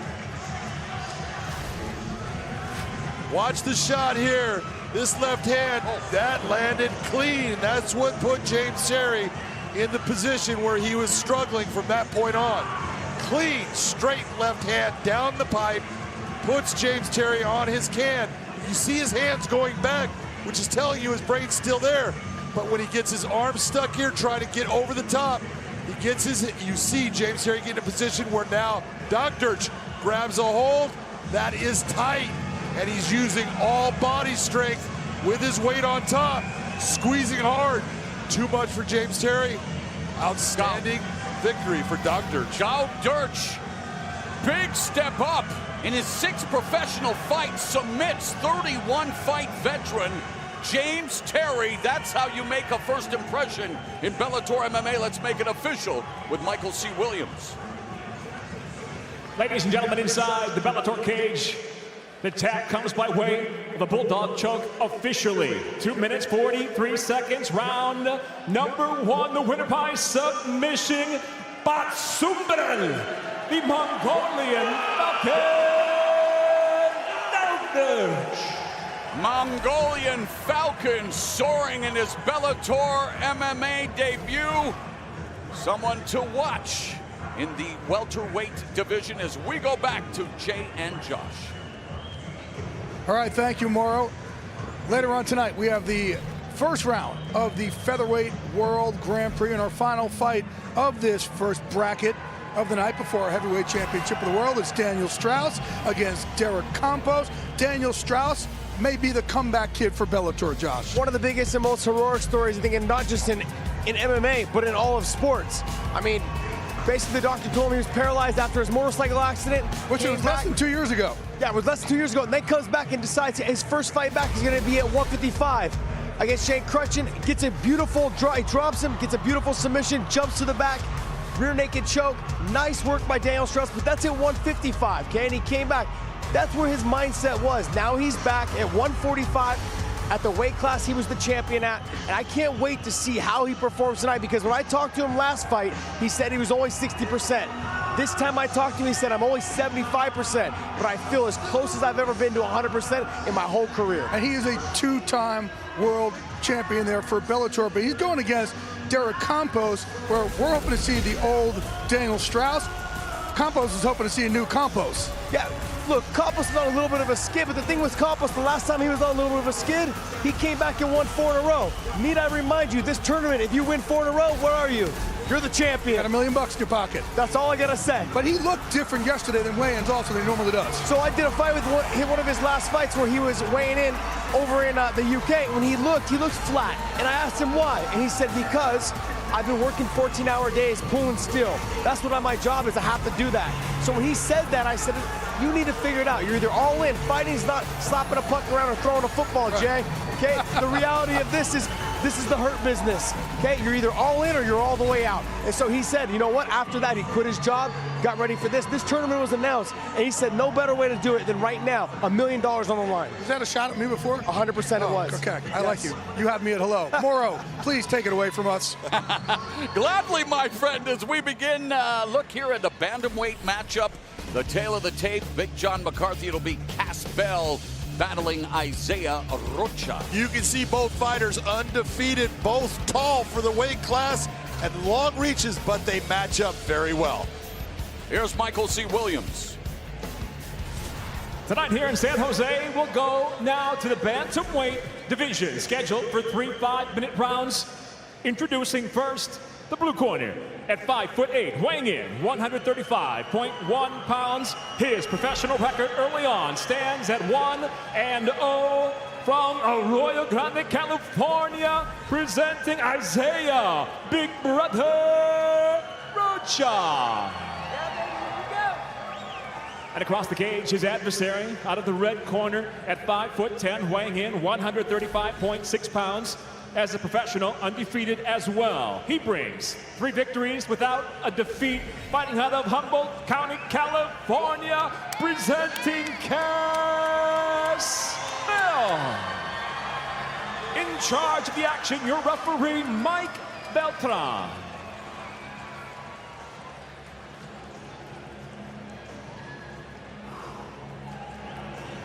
Aspiring thespian, Mike Beltran, the official for this bantamweight battle.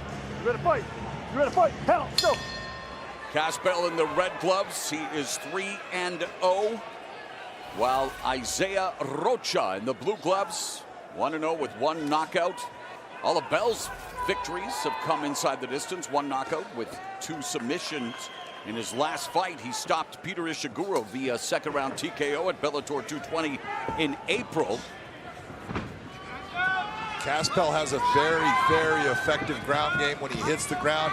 But the thing you have to watch for in this fight is Isaiah Rocha. For 135 pounds, he has heavy, heavy hands. And Rocha is going to try to prove that old adage, it ain't easy being green. Caspel here in the first frame. Rocha, nicknamed Big Brother, when he and his brother first started training MMA at the age of 3 and 4, if you can believe it. Him being the older brother. John Hackelman. Chocolate Elfie. Oh, there's a knockdown by Bell. Oh, he's hurt. Hits. Rocha again tags him with the left hand, and now looking for that guillotine choke. That is tight. He's trying to give it up. It is still tight.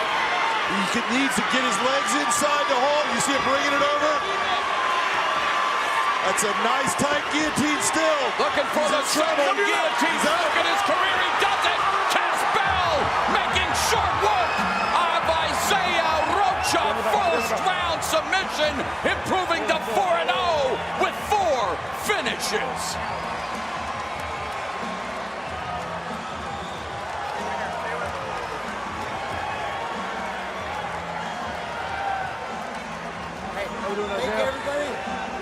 It's so funny because a lot of times you get these guys get a lot of submissions, but it's a punch that sets it up. So watch what happens here. Caspel hits that left hand and it stuns Rocha. Gets that little shot. Rocha is in trouble, and Cas locks it. Look at where he gets that position on that guillotine. Look at the arm over. That's what makes it tight, even without the leg. Once he pushes against that fence, it brings him over. That is super tight. Caspel has got that locked in. That's why he goes unconscious. Caspel just big brother Isaiah Rocha, handing Rocha his first defeat in ignominious fashion. But Bell now 4-0, 3 submission wins, 1 knockout. Nasty guillotine choke to make short work of his opponent here this evening. Got to be careful, the man with the crazy green hair. He's dangerous. And oh Lord, it's hard to be humble when you're fighting out of Humboldt County, California.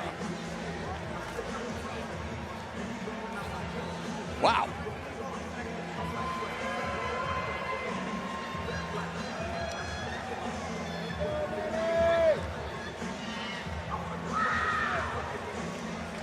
Here's Michael C. Williams.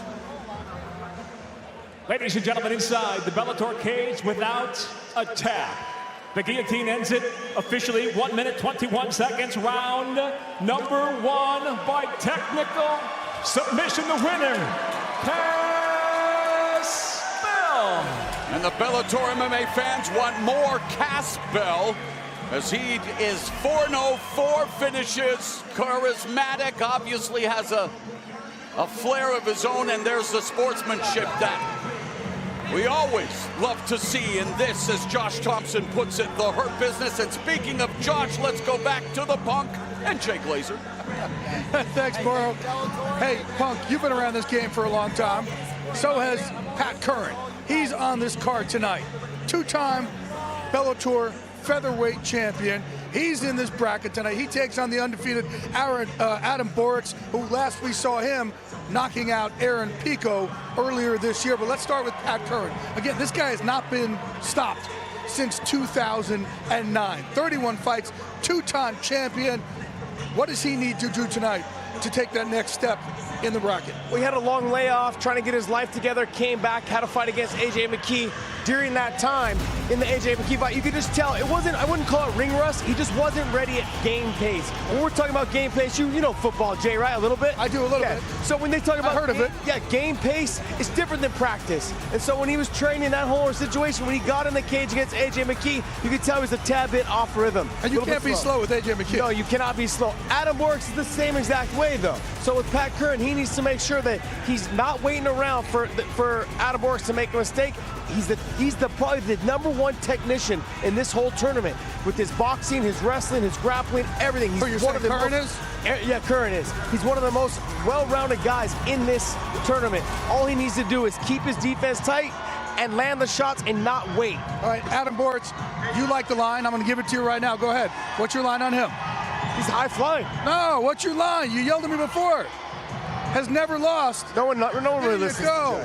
He's never lost. Look, ever. he's never lost. He's never lost in combat sports, period. Not just MMA, but in boxing, in kickboxing, and in MMA, he's never lost. This guy's a savage. This guy is well-rounded all the way around. Look, we saw him against Eric Pico. He got taken down multiple times. Was trying to hit the Stayed calm. Couldn't get off of his back. Stayed calm.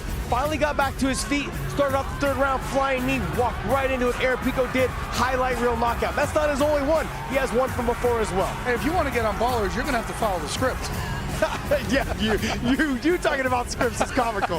I'm trying to help you out here, man. You yelled at me earlier again.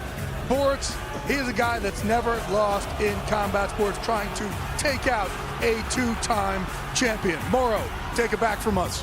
We can't play nicely. All right, Jay, we are balling here at Bellator 226 prelims, and our first look at the ladies in the featherweight division. We have the 3-3 Amber Laibach taking on Jessica Borga. She's 2-2. She's making her Bellator debut. She is 6 foot tall for Amber Laibach. She likes to fight long and tall. You can see she has a reach advantage. Let's see how Borga can get inside. The next voice you will hear, the dulcet tones of Michael C. Williams.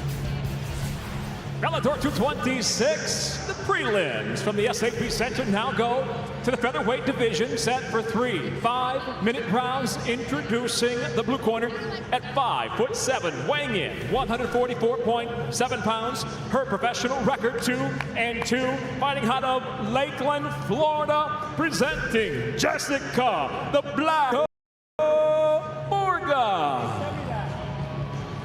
And across the cage, her adversary, out of the red corner, at 6 foot, weighing in 145.4 pounds. As a professional, she's 3-3. She fights out of Hayward, California. Introducing Amber Laibach. And the referee in charge, Rob Madrigal. Featherweight fight in the Bellator MMA women's division.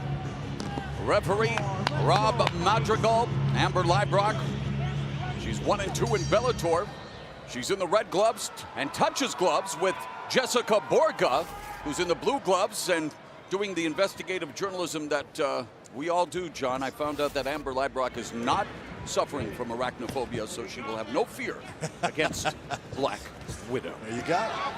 No, there's no doubt. Look, Amber Laibach has got really good stand-up technique, working out of the Combat Sports Academy with Karen Fitzgibbon. You know she's been taught right.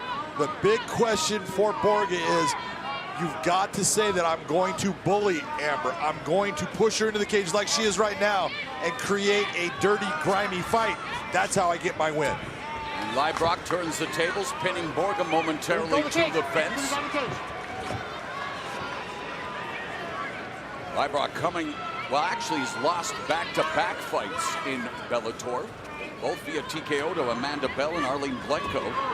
Meanwhile, Borga coming off a victory via ground and pound TKO in the first round back in April. Regional show as the first minute has elapsed here as they continue to jockey for position, as some knees being delivered by her first win against Janae Harding, and both girls were very technical in their stand-up, and it looked a lot like a kickboxing match. And it was when you saw Amanda Bell and especially Arlene Blenko come in and bully Amber out of that technical fight That's where she started at problems, and that is exactly what Borga is trying to do tonight right now. Borga getting after it. Borga wanting to show off what she says she's best at, which is her Brazilian Jiu-Jitsu, trying to get Laibach to the ground. Easier said than done. It's funny, she says that. She's 2-2 with 2 KO victories. And my jiu-jitsu's outstanding. What do you got? I got 2 KOs. 3 minutes left in the opening round. Many times it's the jiu-jitsu that sets up those victories, though, so. She's a purple belt in BJJ. Laibach, also a purple belt. Started grappling first. Laibach never competed in any sport until she started fighting at 26. Now at 31, in her 7th professional fight, as they continue to grind away as she tries to create separation using those knee strikes. Those are some very heavy knees inside the body. She's got such long legs that when she brings that knee up, it hits that midsection. There is power behind it.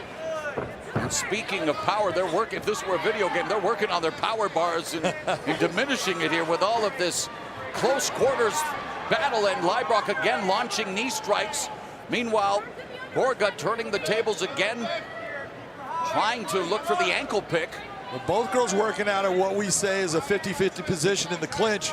You see both of them have that one underhook, trying to get that underhook off. Now you see Amber Laibach with both double unders. It gets free. That's a smart move by Amber Laibach. 1:45 left in the opening round. Laibach bouncing up and down on her feet. Clips Borga again, 2 times with the right hand. Opens up on Borga. Borga quick to close the gap and just hang on to Laibach, stifling her momentum momentarily. She did not like those shots, and you saw her going back, and she was quick to try to get her hands onto Laibach and slow her down. Borga said her greatest strength is never giving up. She has bounced back after every loss. She's alternated losses and wins through 4 fights, this being her 5th and first fight inside the Bellator MMA cage. Laibach just made a mistake when she brought her legs together, allowing Borga to get her hands together, which can get her this takedown. Laibach trains at Combat Sports Academy in Dublin, California, CSA, with Digital work here, guys. many notable training partners as Borga looks for the takedown. Exactly, we're all right into mount, Morrow. And Borga now will look to capitalize on the full mount position. Ground and pound, looking to slam down those right hands, elbows as well. Laibach blocking a lot of these shots. That right hand landed that one as well. Laibach giving up her back, maybe a backdoor escape as Borga looking for the armbar. She still has that. And there's Borga looking for the armbar, extending the arm. It is over. And a beautiful debut in Bellator for Jessica Borga, submitting Amber Laibach via armbar. Laibach taps for the first time in her career. You gotta look at what Borga was doing is sticking with what brung her. She wasn't trying to get into that stand-up brawl. She was trying to close that distance. That's what she did. When she finally got her hands together for the takedown, got to mount position here. She goes for that arm. You see Laibach trying to step over, but she continues on with it, brings her over, gets that leg over the top. That's a good tight arm bar. Beautiful submission by Jessica Borga. Watch here. Starts to open up with the strikes and starts to make Amber extend her arm. Look at that arm starting to stick up. Once it does, that's what she grabs hold of. Starts to swing her hips around, gets that position, brings her over the top, leg wraps over the head to control it. Armbar submission. Champions MMA with Ross Cullen as a head coach. They will be beaming back in the Sunshine State as well. Fighting out of Lakeland, Florida, Jessica Borga bags a big victory in her Bellator debut. Let's make it official with Michael C. Williams. Ladies and gentlemen, it comes to an end officially. 4 minutes, 45 seconds. Round number 1, the tap by way of an armbar. You're winner by submission, Jessica, the Black Widow Borga. Borga Bellator's biggest fan, her son, will be smiling ear to ear knowing that mom has recorded an impressive victory as she celebrates with her coach. And Jessica Borga, 1-0 in Bellator with an arm bar submission win over Amber Laibach, who taps out for the first time as we continue to roll here with Bellator 226 prelims. It's back to Jay Glazer and Josh Thompson. All right, Mauro, hey, there's nothing like the feeling and the buzz of building of the heavyweight championship.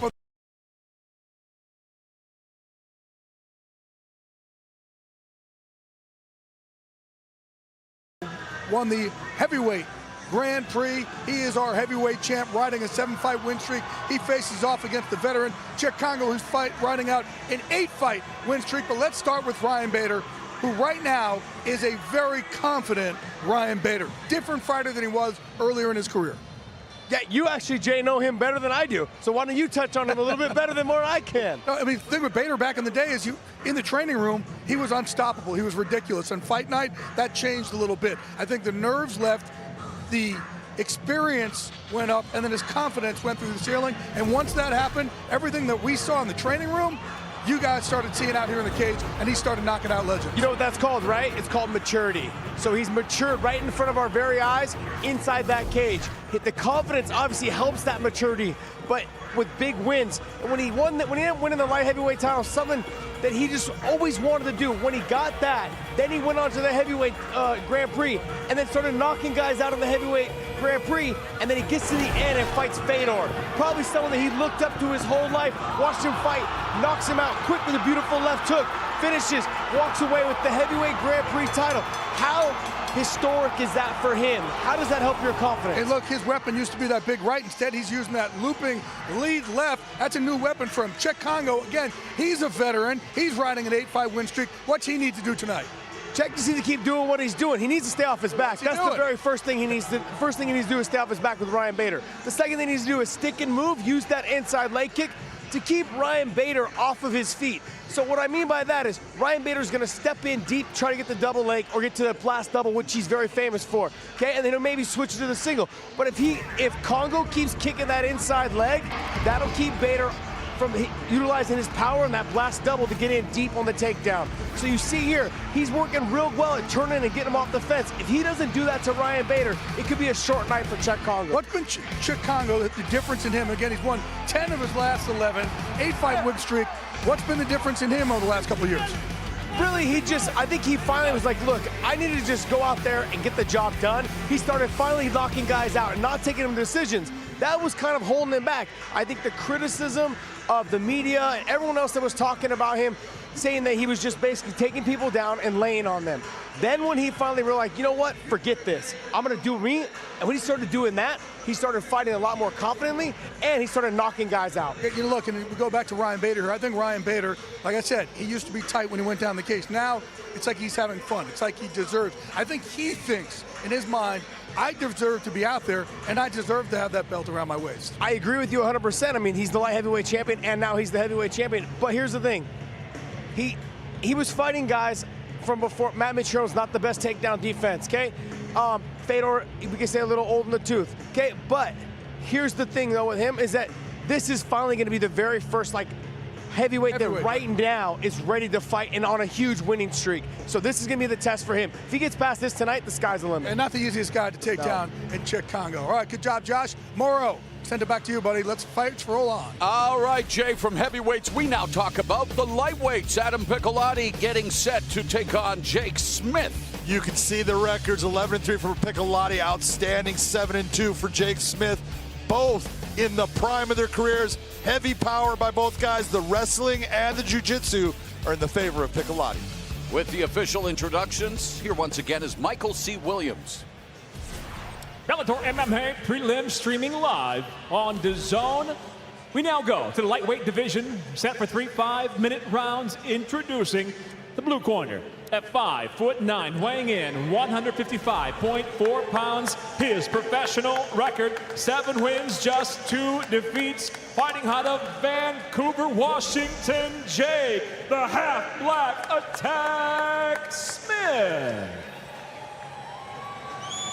And across the cage is the adversary. Fights out of the red corner at 5'11", weighing in 155.2.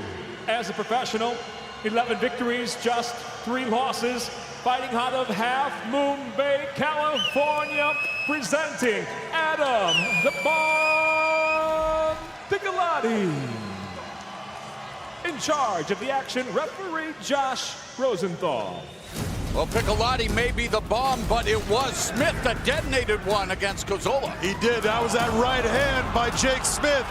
This is a guy that started out as a light heavyweight, went to middleweight, welterweight, is now at his weight at lightweight. No extra fat on him. Lean guy, a lot of power.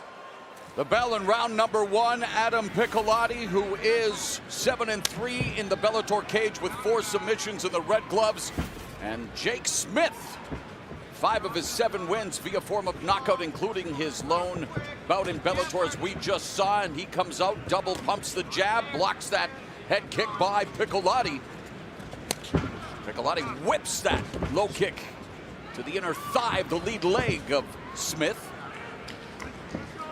Piccolotti's 2-fight win streak snapped by Benson Henderson via split decision at Bellator 220 in April of this year. Piccolotti did not agree with the judges' scoring in that fight, John. No, he didn't agree, and I can understand why he didn't, because he's the guy inside, but he's got to understand, I've got to win each of these rounds.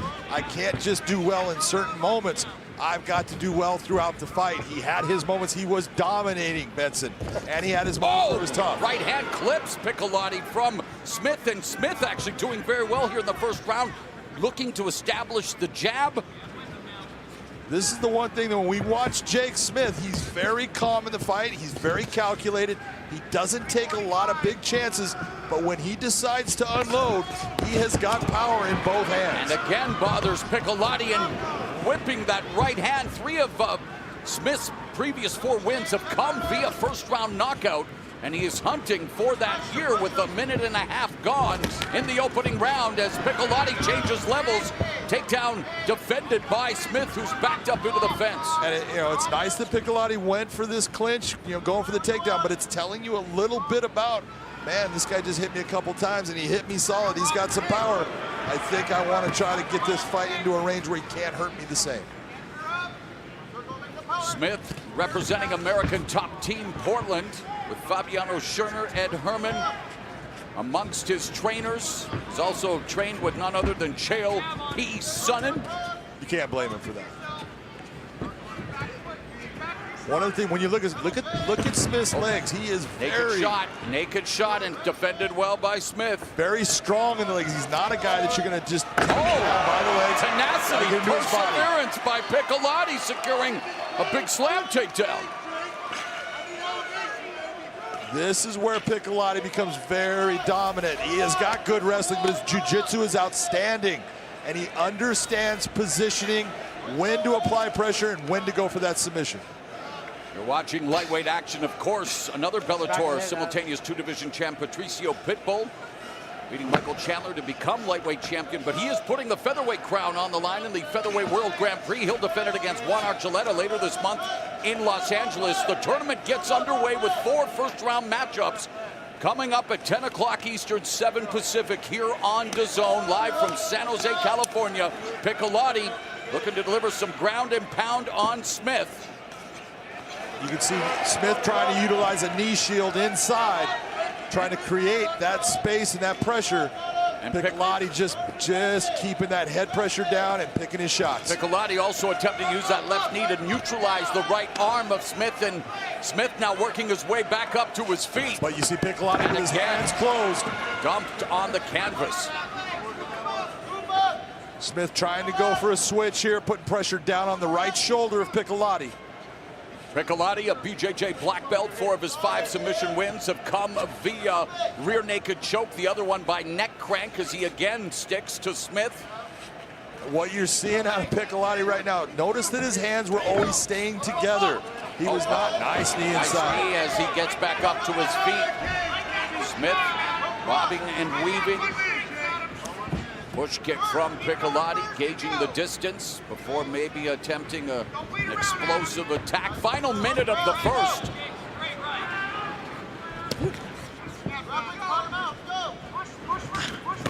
Smith going downstairs and then upstairs with the right hand. Flashing the jab. Smith backing up. Piccolotti trying to judge that distance and trying to give those little feints to get Jake Smith to come in on it.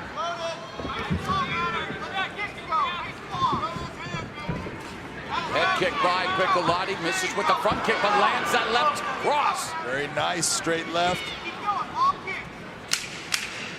When you're seeing Jake Smith block just with the hand, you got to be careful of doing that.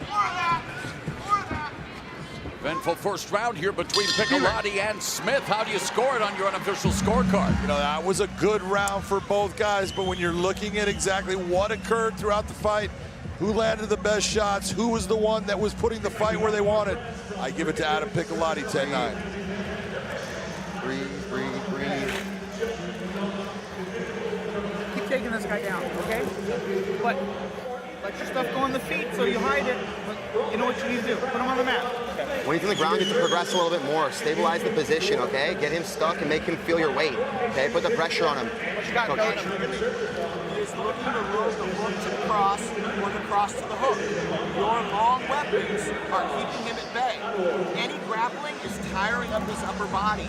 Easy to hit him after grappling exchanges. Hands up, circle away from power. What do you make of the instructions in Piccolotti's corner, John? You know, outstanding job by a group of very good coaches. You know, Bob Cook being the guy that was in charge of that, talking about we need to utilize that wrestling, talking about pressure on top. You want to stay heavy, and then Fitzgibbons giving that last bit about I want you to circle away from his power, meaning I want you to move away from that right hand. The bell in round two, Piccolotti in the red gloves, Smith in the blue gloves. Smith made his lightweight debut in his Bellator debut, knocking out Steve Cazzola in the first round as we showed you. Now facing Adam Piccolotti at 155. Piccolotti shoots, defended by Smith momentarily, but Piccolotti putting on the pressure and then backing away, missing that left hook with Smith. That was a nice deep shot. The Piccolotti obviously felt something he didn't like because he got in, almost went for a high crotch, let go of it, backed off.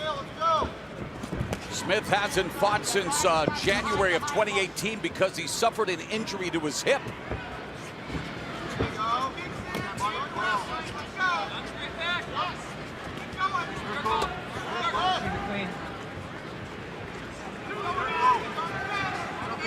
Minute gone here in the second round. Smith trying to get away from the fence. Piccolotti unable to keep a control of Smith. Smith now throwing the right hand, just misses. Piccolotti circling to his left. Waiting for the counter opportunity. Just a sweeping left hook and the left kick to the body, and Piccolotti avoiding the 1-2 from Smith. One thing Piccolotti is making a mistake in from what his coaches told him. Look at which way he is circling. He is circling to his left, which is putting him in line with the power of Jake Smith's right hand. Nice teep kick inside by Piccolotti there. Again, Smith, 5 of his 7 victories have come via form of knockout. Jab, they exchange jabs. Piccolotti pawing at the jab of Smith, and again, just looking to utilize his left as a range fighter. Then spears him with the jab, changes levels, nice takedown, beautiful timing by Piccolotti. Not only the timing of it, it would take a look at the legs circling all. And now the body triangle employed by Piccolotti. Exactly, that was a mistake by Jake trying to get up fast. And now he's trying to pound. Smith on his back, Piccolotti battering his body with right hand. Smith desperately trying to reverse fortunes here, giving up his back. Piccolotti looking for his bread and butter. That is trouble. The naked choke, and that is it. Piccolotti does it again via RNC.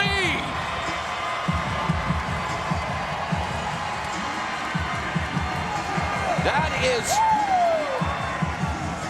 5 rear naked chokes. He likes the rear naked choke. Thank you, brother. Make that 4 via rear naked choke. That's 5. You got was 5. it 5? You're right. Come on, you're always right. Hey, Count Dracula. I didn't watch Sesame Street. It was the takedown, the beautiful outside trip with that leg. You saw Jake Smith try to explode out and gave his back, which put him in this position. When you got a guy like Piccolotti who is so good with his jiu-jitsu, you give him that shot of cramping down on your body with his legs, and then you try to spin out of it. He has got that locked on. He goes to a palm grip, goes to the rear naked choke. Monteleone is tight. Beautiful submission by Adam Piccolotti. Mentioned Count Dracula. Well, Mr. Piccolotti likes necks like those bloodsuckers, right, Johnny? Wow, an impressive performance. And you know what? Jake Smith showing a lot of potential. I tell you what, Jake Smith showed a ton in that fight. He showed how good he is. That was a great fight against a great fighter. He's got a bright future here in Bellator. Piccolotti looking to continue moving up in the lightweight division. Let's go to Michael C. Williams as Piccolotti bounces back from his third defeat. Ladies and gentlemen, inside the Bellator cage, it comes to an end. The tap by way of a rear naked choke, officially 234. Round number 2, the winner by submission, Adam the Bomb Piccolotti. Piccolotti improving to 8-3 in Bellator with his submission win, another rear naked choke. Becoming his calling card, Ed Herman congratulating him, showing respect as we go to Jay and Josh. Thank you, Maura. Again, huge night here in San Jose. The first bracket of the Featherweight World Grand Prix. The night caps with the Heavyweight Championship of the World. Halfway through this card, though, we have the fight that you said is going to be the big barn burner of the night. Sam Sicilia, Pedro Caballo. Look, we know what we're going to get with Sicilia. He's going to go in there and try and knock you out. Yeah, I mean, he's basically going to bite down on his mouthpiece and just walk forward and try to finish you and get you out of there. Now, he says in the fighter interviews, I'm not going to do that. I'm going to fight a little bit more safe. There's a lot of money on the line, $1 million, 50 cents, and all my pay. I'm going to fight a little bit more safe. Do you believe him? I don't believe him at all. I think he's a liar. I think he's a liar. So, but look, that's the you can't change that in one camp. Right. That's not going to happen. These guys are fighters through and through, and you can see from these highlights when he's fighting Campos here. This is the way he fights. As soon as you hit him, he wants to hit you back. And when he lands something big, he wants to finish you and get you out of there. That whole Mike Tyson saying of, I had a game plan until I got hit. That's exactly how he is. So when he says he's going to fight a smarter fight, I don't believe him. All right, well, let's switch gears there to Pedro Caballo. He is a guy I think could be one of the more dangerous guys. That's one of my dark horses for this entire tournament. He's riding a 5-fight win streak. Yeah, honestly, he's one of my dark horses as well. He's not relatively known, but he's good all the way around. A true mixed martial artist. Good on his back, good from the top position. You can see here, great fight against Derrick Campos in his last fight. And Campos just had no answer for him. You see him get to the mount, just put him away and finish him. He is someone that's so well-rounded but not relatively known, and people are overlooking him and underestimating him going into this tournament. Yeah, look, he's had 7 stoppages, and all of them have come in the first round, so he is a fast starter. Yeah, he's not only just a fast starter, he's just someone that just knows how to pick you apart. He waits for you to do something a little bit, and then he just gets after you. And he doesn't wait for anyone, and that's the thing. So once you start trying to put pace on him, he'll attack you. He doesn't let you dictate the pace. All right, prelims have been great. Energy in this building starting to pick up quite a bit. Moro, man, you got the best seat in the house, buddy. That I do, Mr. Glazer, and we've got, well, the most experience of the preliminary card. John Macapa, 22-4-2 against the 20-10-1 Ashley Grimshaw. It is featherweights, Big John. 22-4-2, that tells you how good John Teixeira Macapa is. But Ashley Grimshaw, this is his first fight in the Bellator cage. He is an outstanding fighter, has fought for a lot of promotions, 20-10-1. Be careful of his ground game. It's Macapa's 9th fight in Bellator as we go to Michael C. Williams. Bellator MMA 226 prelims seen live around the world on the Bellator MMA Global app. Now feature featherweight set for 3 5-minute rounds. Introducing the blue corner first. At 5'8", weighing in 145.5 pounds. His professional record, 20 wins, 10 losses, 1 draw. Fighting out of London, England, Ashley, the White Wolf Grimshaw.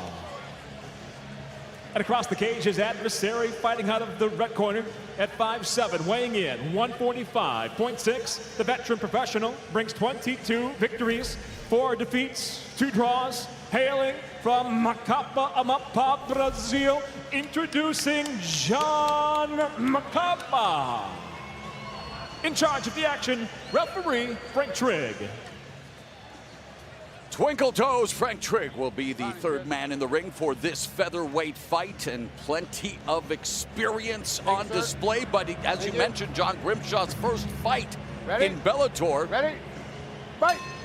The bell in round 1.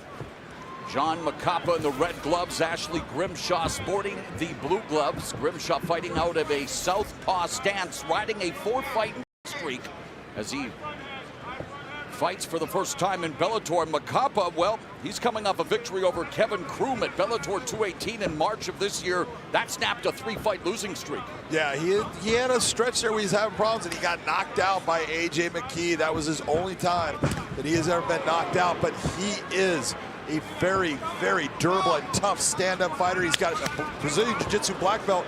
He's outstanding, but so does Ashley Grimshaw. He is a black belt. They are chucking leather like crazy here in the opening minute. Look out for Ashley Grimshaw. Loves to throw a big looping overhand left, and he is usually successful when he gets that range down and throws it.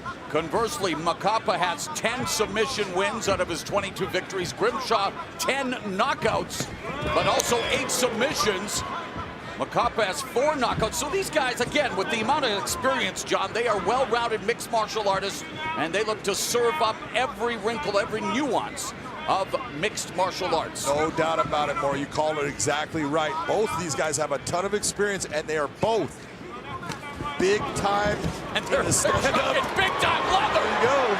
And they're both outstanding on the ground. These guys are the full package. 90 seconds gone in the opening round, and a lot of power shots being thrown. Neither fighter has been on the canvas yet. And of course, featherweights, a big part of our night here tonight in San Jose, as we will launch the opening round of that loaded 16-man featherweight World Grand Prix. $1 million on the line, and the featherweight title currently around the waist of Patricio Pitbull. He will defend it in the tournament later this month in Los Angeles against Juan Archuleta. But 4 opening round battles coming up at 10 Eastern, 7 Pacific here on Dazn. Nice front team kick by John Macapa there. Oh, that's a beautiful counter right there. He saw Grimshaw gets backed up. He saw Grimshaw coming in, launched that left and right. But Grimshaw ate it well. There's another body kick by Macapa, very focused. Pine with that left hand. Grimshaw on his back foot and just blocked that right hand by Macapa.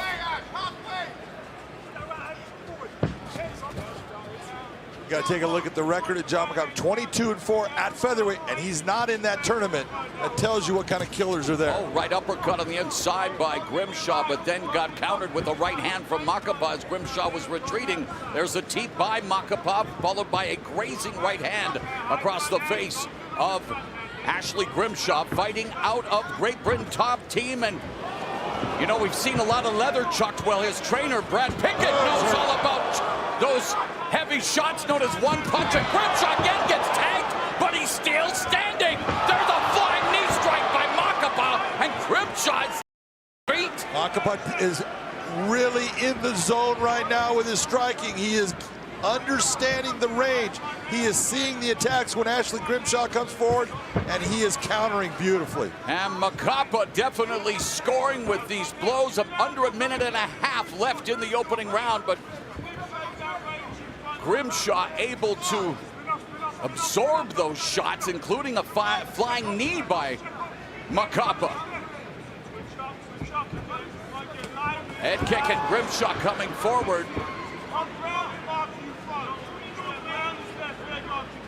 Grimshaw getting a little hesitant because these shots have been hitting him. Again, beautiful right hand down the pipe, just moves Ashley Grimshaw across the cage. Grimshaw felt that he would be the bigger, stronger athlete in this matchup. The power so far, the advantage belonging to Macapa.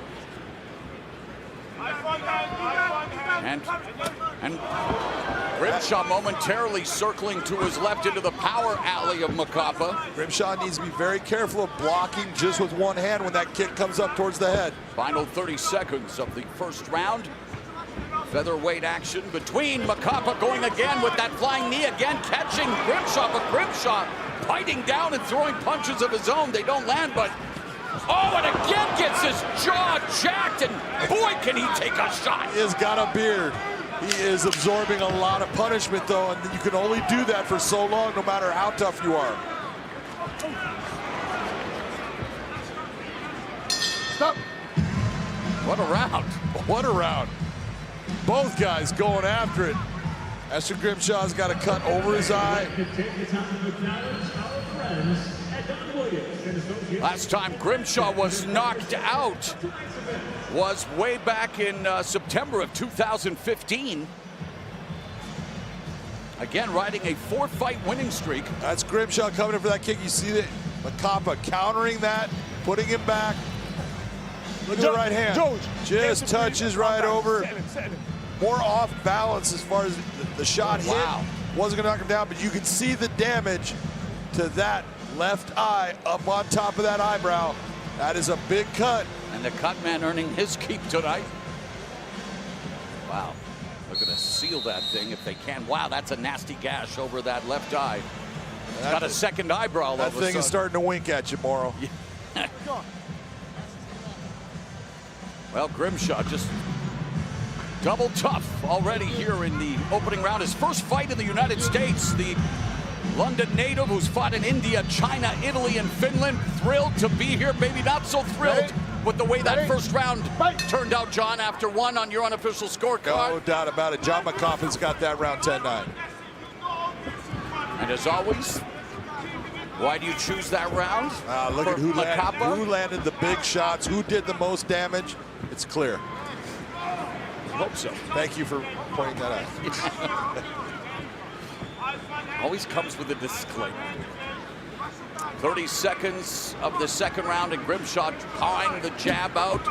Body kick by Macapa.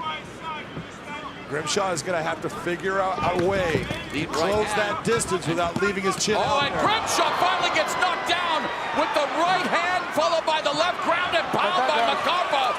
As Macapa looking for his 5th knockout victory. Grimshaw proving to be as tough as they come, but in dire straits here. Yeah, these shots right in front of us, Morrow, and you can hear how hard Ashley Grimshaw is getting hit. Oh, he is getting lit up here by Macapa, and yet Grimshaw getting back to his feet, not allowing the Grim Reaper to visit him yet on this night. Now he's got a cut on the other side of his face.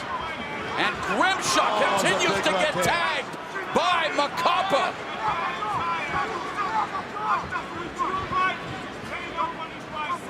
This is what I was talking about. He has to figure out a way to get inside without opening himself up, and he just cannot do it. John Macapa has got him down now. He has figured out his timing. And yet Grimshaw coming forward, refusing to capitulate. Didn't come all the way from London, England, and not give it all he's got, but he continues to be rocked. Gets knocked down again by Macapa. Hands are low for Grimshaw. That's when you're getting hit up high and you're getting hit to the body. You don't know where you want to keep those hands. Look at that front kick. Stalking them with the front kick. Grimshaw continues to come forward, loses his balance momentarily, but it's all John Macapa. And wow, whips that bone-crunching body kick. This is the best performance we have ever seen out of John Macapa. No way do we discount the heart of Grimshaw. He is behind in this fight, no doubt, but man, the shots that he's absorbed. Ashley Grimshaw has proven his mettle. He has shown how tough he is. He's got no quit. By Macapa. Macapa telling us that his fitness level would be the difference in this fight, the biggest advantage. Well, his striking has also served him very well. Macapa grew up in a very poor neighborhood in Brazil. Had a dream like so many kids wanting to escape the favela, and he's done so. with a record of 22-4-2, including a 5-3 mark here in Bellator, and he's dominating Ashley Grimshaw. What a beautiful pass by John Macapa. You saw him stand up, spin around, come out of that leg as far as the single leg, and go right into side control. And now he's going after the arm. Looking for the submission, but Grimshaw controlling posture.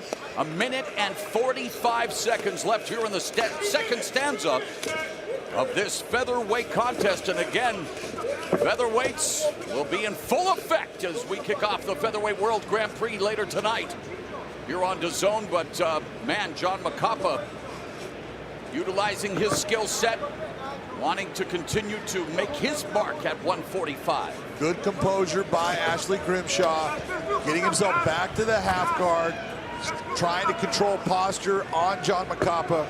Everything he's doing is right, and you got to look and say he's taking a lot less damage while he's on his back than he has been in the stand-up. Grimshaw was talking about knocking out Macapa in the second or third round, but he is on his back, continuing to absorb punishment in the final minute here of the second round. There's another right hand to the face, and Grimshaw trying to utilize all of his limbs to keep the offensive onslaught of Macapa at bay. Look at he's doing everything he can in here. He's done a lot of really good things, you know, getting his head off of that cage. And again, there's a wow, 2 elbows to go along with the right hands, all scoring blows for John Macapa, and blood now from that gash over the left eye of Grimshaw, the plasma flowing freely. And the right eye. Look at, he's got a lot of damage on him, but man, he keeps on fighting.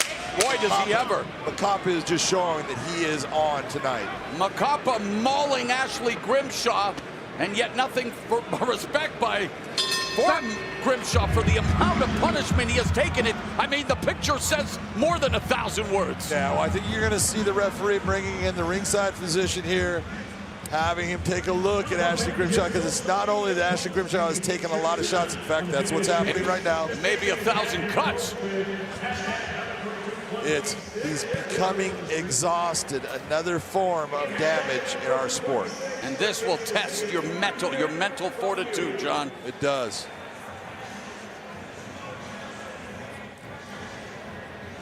Look at this shot. Look at that left hook. Just clocked him, but did not put him down, just showing you how tough Ashley Grimshaw is. Here, Grimshaw's off balance. He gets hit. He's going backwards now. John Macapa has never looked better in the Bellator cage. And Ashley Grimshaw's 4-fight winning streak in his Bellator debut in jeopardy. Not only does he have to contend with the striking of Macapa, but that striking has produced some nasty cuts. That's it. And it's over.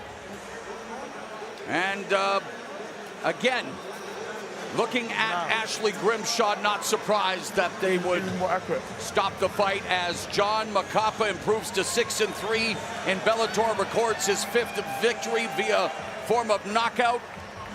And he improves to 23-4-2, and you know he'll be watching that Featherweight World Grand Prix with vested interest. Yeah, I'm sure he will. He just showed, you know what, hey, there's a guy sitting here that wants to be part of it, and I'm ready. So the doctor's stopping the fight due to the cuts that Ashley Grimshaw absorbed. And again, hats off to Grimshaw for his toughness and his heart, but wow. Look at all the damage, and what you're seeing is the one on the top of his left eye. It not only has the top cut, you see it loop down towards his eyelid. That is why the doctor will not let him go on. That's going to be hard for them to stitch and make sure that they don't do damage to his eyelid, which could do damage to his eye later on. Grimshaw falls to 20-11-1, and the embrace. Grimshaw will go back to England, having tasted defeat here in his first fight in Bellator, but Macapa, after suffering 3 losses in a row, has now recorded back-to-back wins here in Bellator MMA. Let's go to Michael C. Williams. Ladies and gentlemen, Out of safety concerns over the cuts for their fighter, the stoppage comes from the blue corner. Official time 2 minutes, probably 5 minutes of round number 2. The winner by TKO, John Macapa. John Macapa proving to be a cut above in this featherweight fight as we go back to Jay and Josh. All right, nothing like a title fight night, and the heavyweight championship of the world is on the line later tonight. Jay Glazer, Josh Thompson. Let's take a look at tonight's card, folks. Coming up in just about 20 minutes from now, again, the main event, Ryan Bader riding a 7-fight win streak. Chuck Congo riding an 8-fight win streak. The heavyweight championship of the world is on the line, and before that, we kick off our featherweight world Grand Prix. A great night of fights in store for you. Starts in about 20 minutes, folks. Josh, we've broken down a lot of these fights tonight already. Give me your take real quick on not just in tonight's bracket, but who could upset everything. To me, it's Saul Rogers. Saul Rogers is going to fight in LA. But I mean, as far as the overall tournament, to me, it's Saul Rogers, the guy that can upset. You're going to lean towards AJ McKee. I'm going to lean towards Saul Rogers. I'm not doing that. No. I'm saying Tyron Claxton, Yeah. because really don't really know what we don't know about him, because he's just 5-0. He has 5 wins, but we don't know what he could actually be. Folks, a lot of questions will be answered tonight. Most notably, who moves on in the Featherweight World Grand Prix, and who, in a few hours, will be the heavyweight champion of the world. Hey, Bellator Nation, follow us across a large array of digital platforms and stay up to date on everything you need to know. Like us on the Bellator Facebook page and see exclusive videos.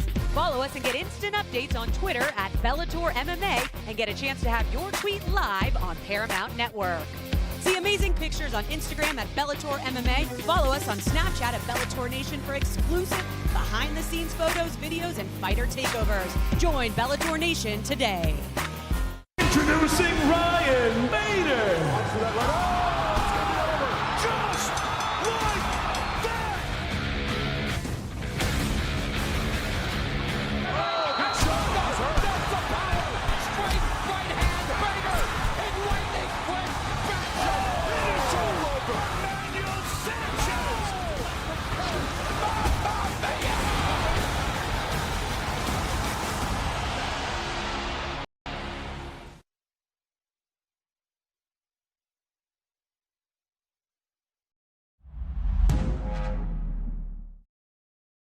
I mean,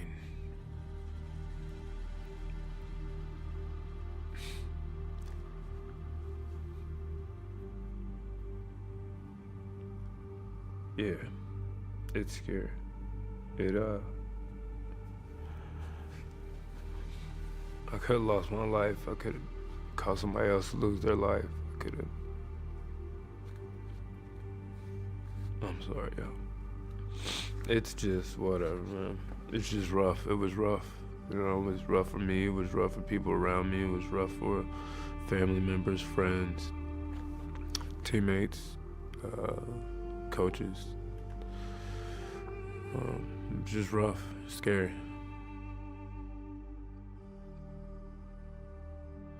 First time I started to ride, I was around like 10, 12 years old. Dirt bikes, stuff like that. And I've always had a love for motorcycles. Kind of got out of that as I was getting older in school, stuff like that. Didn't, you know, have a motorcycle or anything like that. Came home, started fighting, purchased my first motorcycle, and I've been, you know, it's been about 10, 12 years. So been riding a while. The day started out like most others. It was normal, and I had a few things to, so a few errands to run around and do. You know, got those errands done, hanging with some friends. Nothing exciting, nothing crazy, or anything really to remember by. Later that night, I had at the time he was a buddy. Friend of mine who was having some family issues, and you know, his grandparents had just died. He didn't have any other family. He was, you know, down and out. Wanted somebody to hang out with him. Needed, you know, somebody to keep an eye on him for a little bit, and I was that guy. You know what I mean? It was a close friend of mine at the time. So, you know, went with him, just riding, stopped a few places, you know, and this is within, this isn't like a, you know, couple hour things. This was an all day thing that I was with him, you know. I'm talking 6, 8, 10 hours, 12 hours together, you know what I mean, just kicking it. And, you know, night rolled on, and finally I was ready to call it a night. I had to be up in the morning, go to practice myself, and, you know, I told him, like, yo, it's that time, I gotta hit it. He agreed, so we jumped on our bikes, went past, jumped on the highway where we had to go, and coming off the highway where we're at, he has to shoot one way, I have to shoot another way. And we rode to that point. He peeled off one way, and I peeled off around the bend the other way. As I peeled off around the bend the other way, it's just when it happened.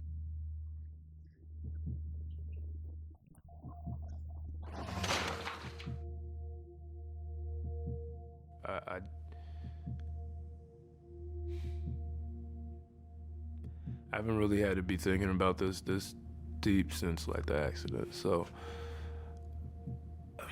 I just remember being in the corner,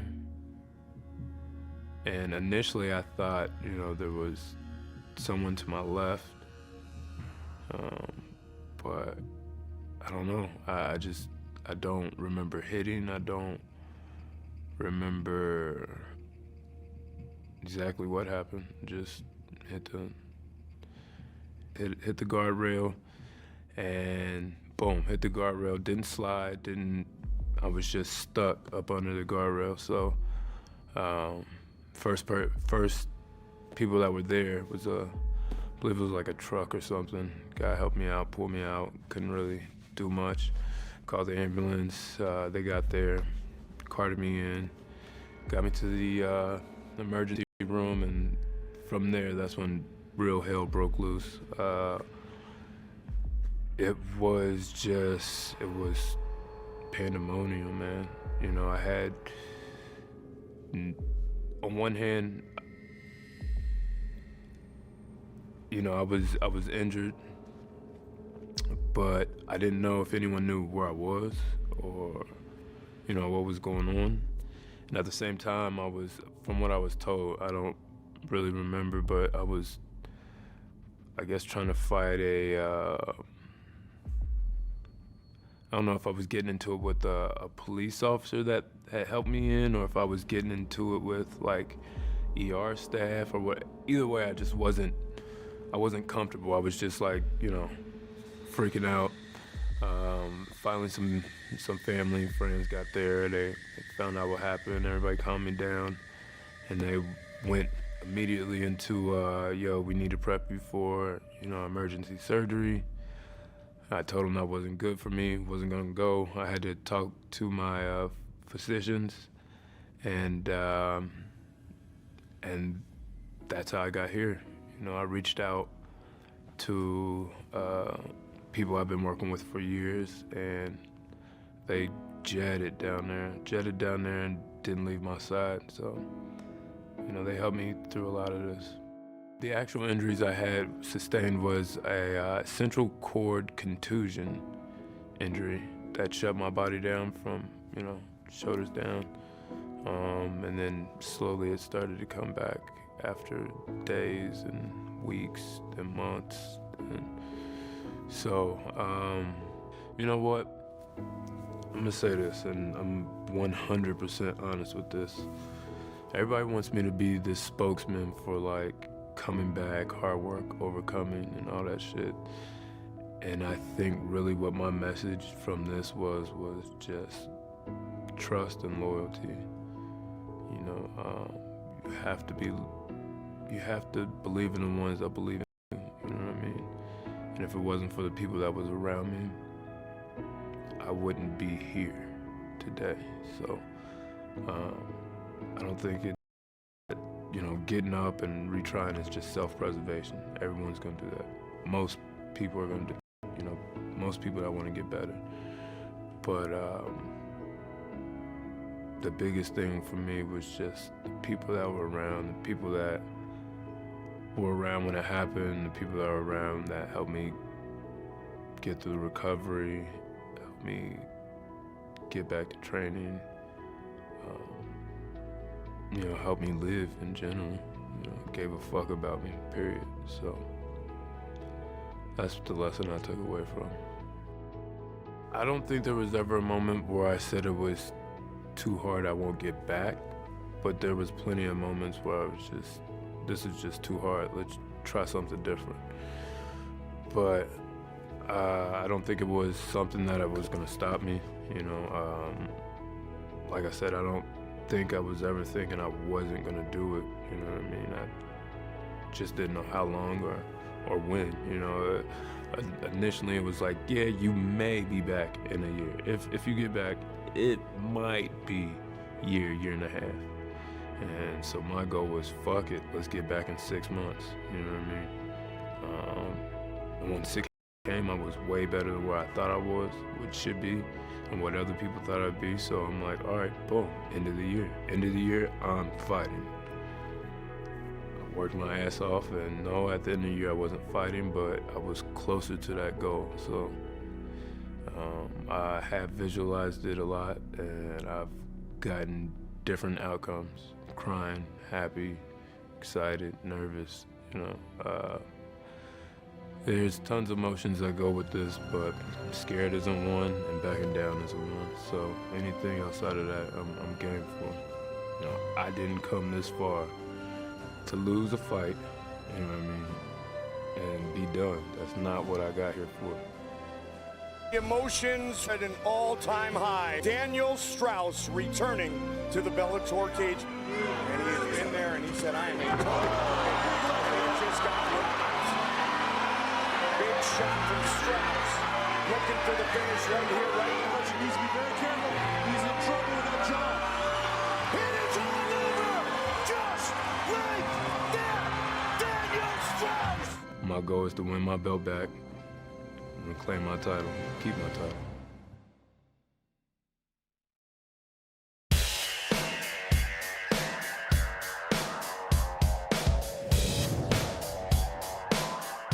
This legendary rivalry began 15 years ago. Jackson lands a jab, right cross drop, Silva! Jackson ground and pound on Vanderlei Silva to the body, upstairs. It's all Rampage. Rampage evens the series at 2 wins apiece. Rampage Jackson. This is a pivotal featherweight fight in terms of the career trajectory for Adam Boric. There's that head kick, and now there's the knee. There's the knee, he caught him. Boric just caught Pico with the knee. Boric defeats Aaron Pico. Mamma mia! Oh my God! What a comeback! And we talked about it. Adam Boric and that flying knee knockout, he does it again.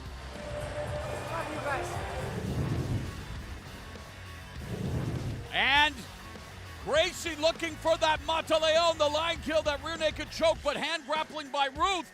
Neiman Gracie in this position, like you said before, Morrow, loves a neck crank. He will bring that arm across the face. Oh, there it is! There it is! And Ruth taps! Neiman Gracie wins again via submission. The first native Hawaiian female mixed martial arts champion. Big elbow by Alimale McFarland. Look at this elbow land, solid. You can see it right in the middle of the forehead area. That's just part of fighting, and that's part of MMA. Good job by Alimale. Tonight, he defends the Bellator MMA middleweight champion in the biggest fight in Bellator MMA history. Champion versus champion. All right, to full mount. Mousasi has mounted Rory McDonald here in round 2, and McDonald trying to hold on. See him taking his hips, bringing them up high. onto Rory McDonald's chest. This is a bad position for Rory. Wow, and Red Rory King. is in trouble. And Musasi treating the Red King He is like not moving the him. victims of the Red Wedding. It's a This is minute gonna be 40 over. left in round 2. Musasi ground and pound. Musasi maintains the Bellator MMA middleweight championship. Juan Archuleta takes a 17-fight winning streak into this match. And it's Archuleta that comes in with his Ortiz attacks and then backs out. What a right hand! A walk-off KO by the Spaniard, Juan Archuleta. Oh my God! Make it 18 in a row. Machida in the red gloves, Sonnen in the blue gloves, two decorated veterans. Then another knee strike by Machida. Sonnen desperately trying to keep this barrage. It's over. And it is over. Lyoto the Dragon Machida picks up his second straight win in Bellator MMA. Listen, I got one thing to say. I had a hell of a lot of fun. I had a good run. Scott Coker gave me a 5-fight deal. He let me honor all 5 fights. And ladies and gentlemen, I'm walking out. I appreciate the memories, and goodbye. Ladies and gentlemen, the American Gangster, Chael P. Sonnen. Tonight, one of the most anticipated, most important battles in Bellator MMA history. Two faces of the franchise are getting ready to duke it out. Unpredictable! Chandler gets rocked by Patricio Pitbull! You talk about unpredictable! The referee has intervened, and Patricio Pitbull has done it! Makes Bellator history lightning quick! Michael Chandler definitely got clipped with a shot. Pitbull went after him, and that's what a champion does. Patricio Pitbull joins Ryan Bader as simultaneous two-division champion.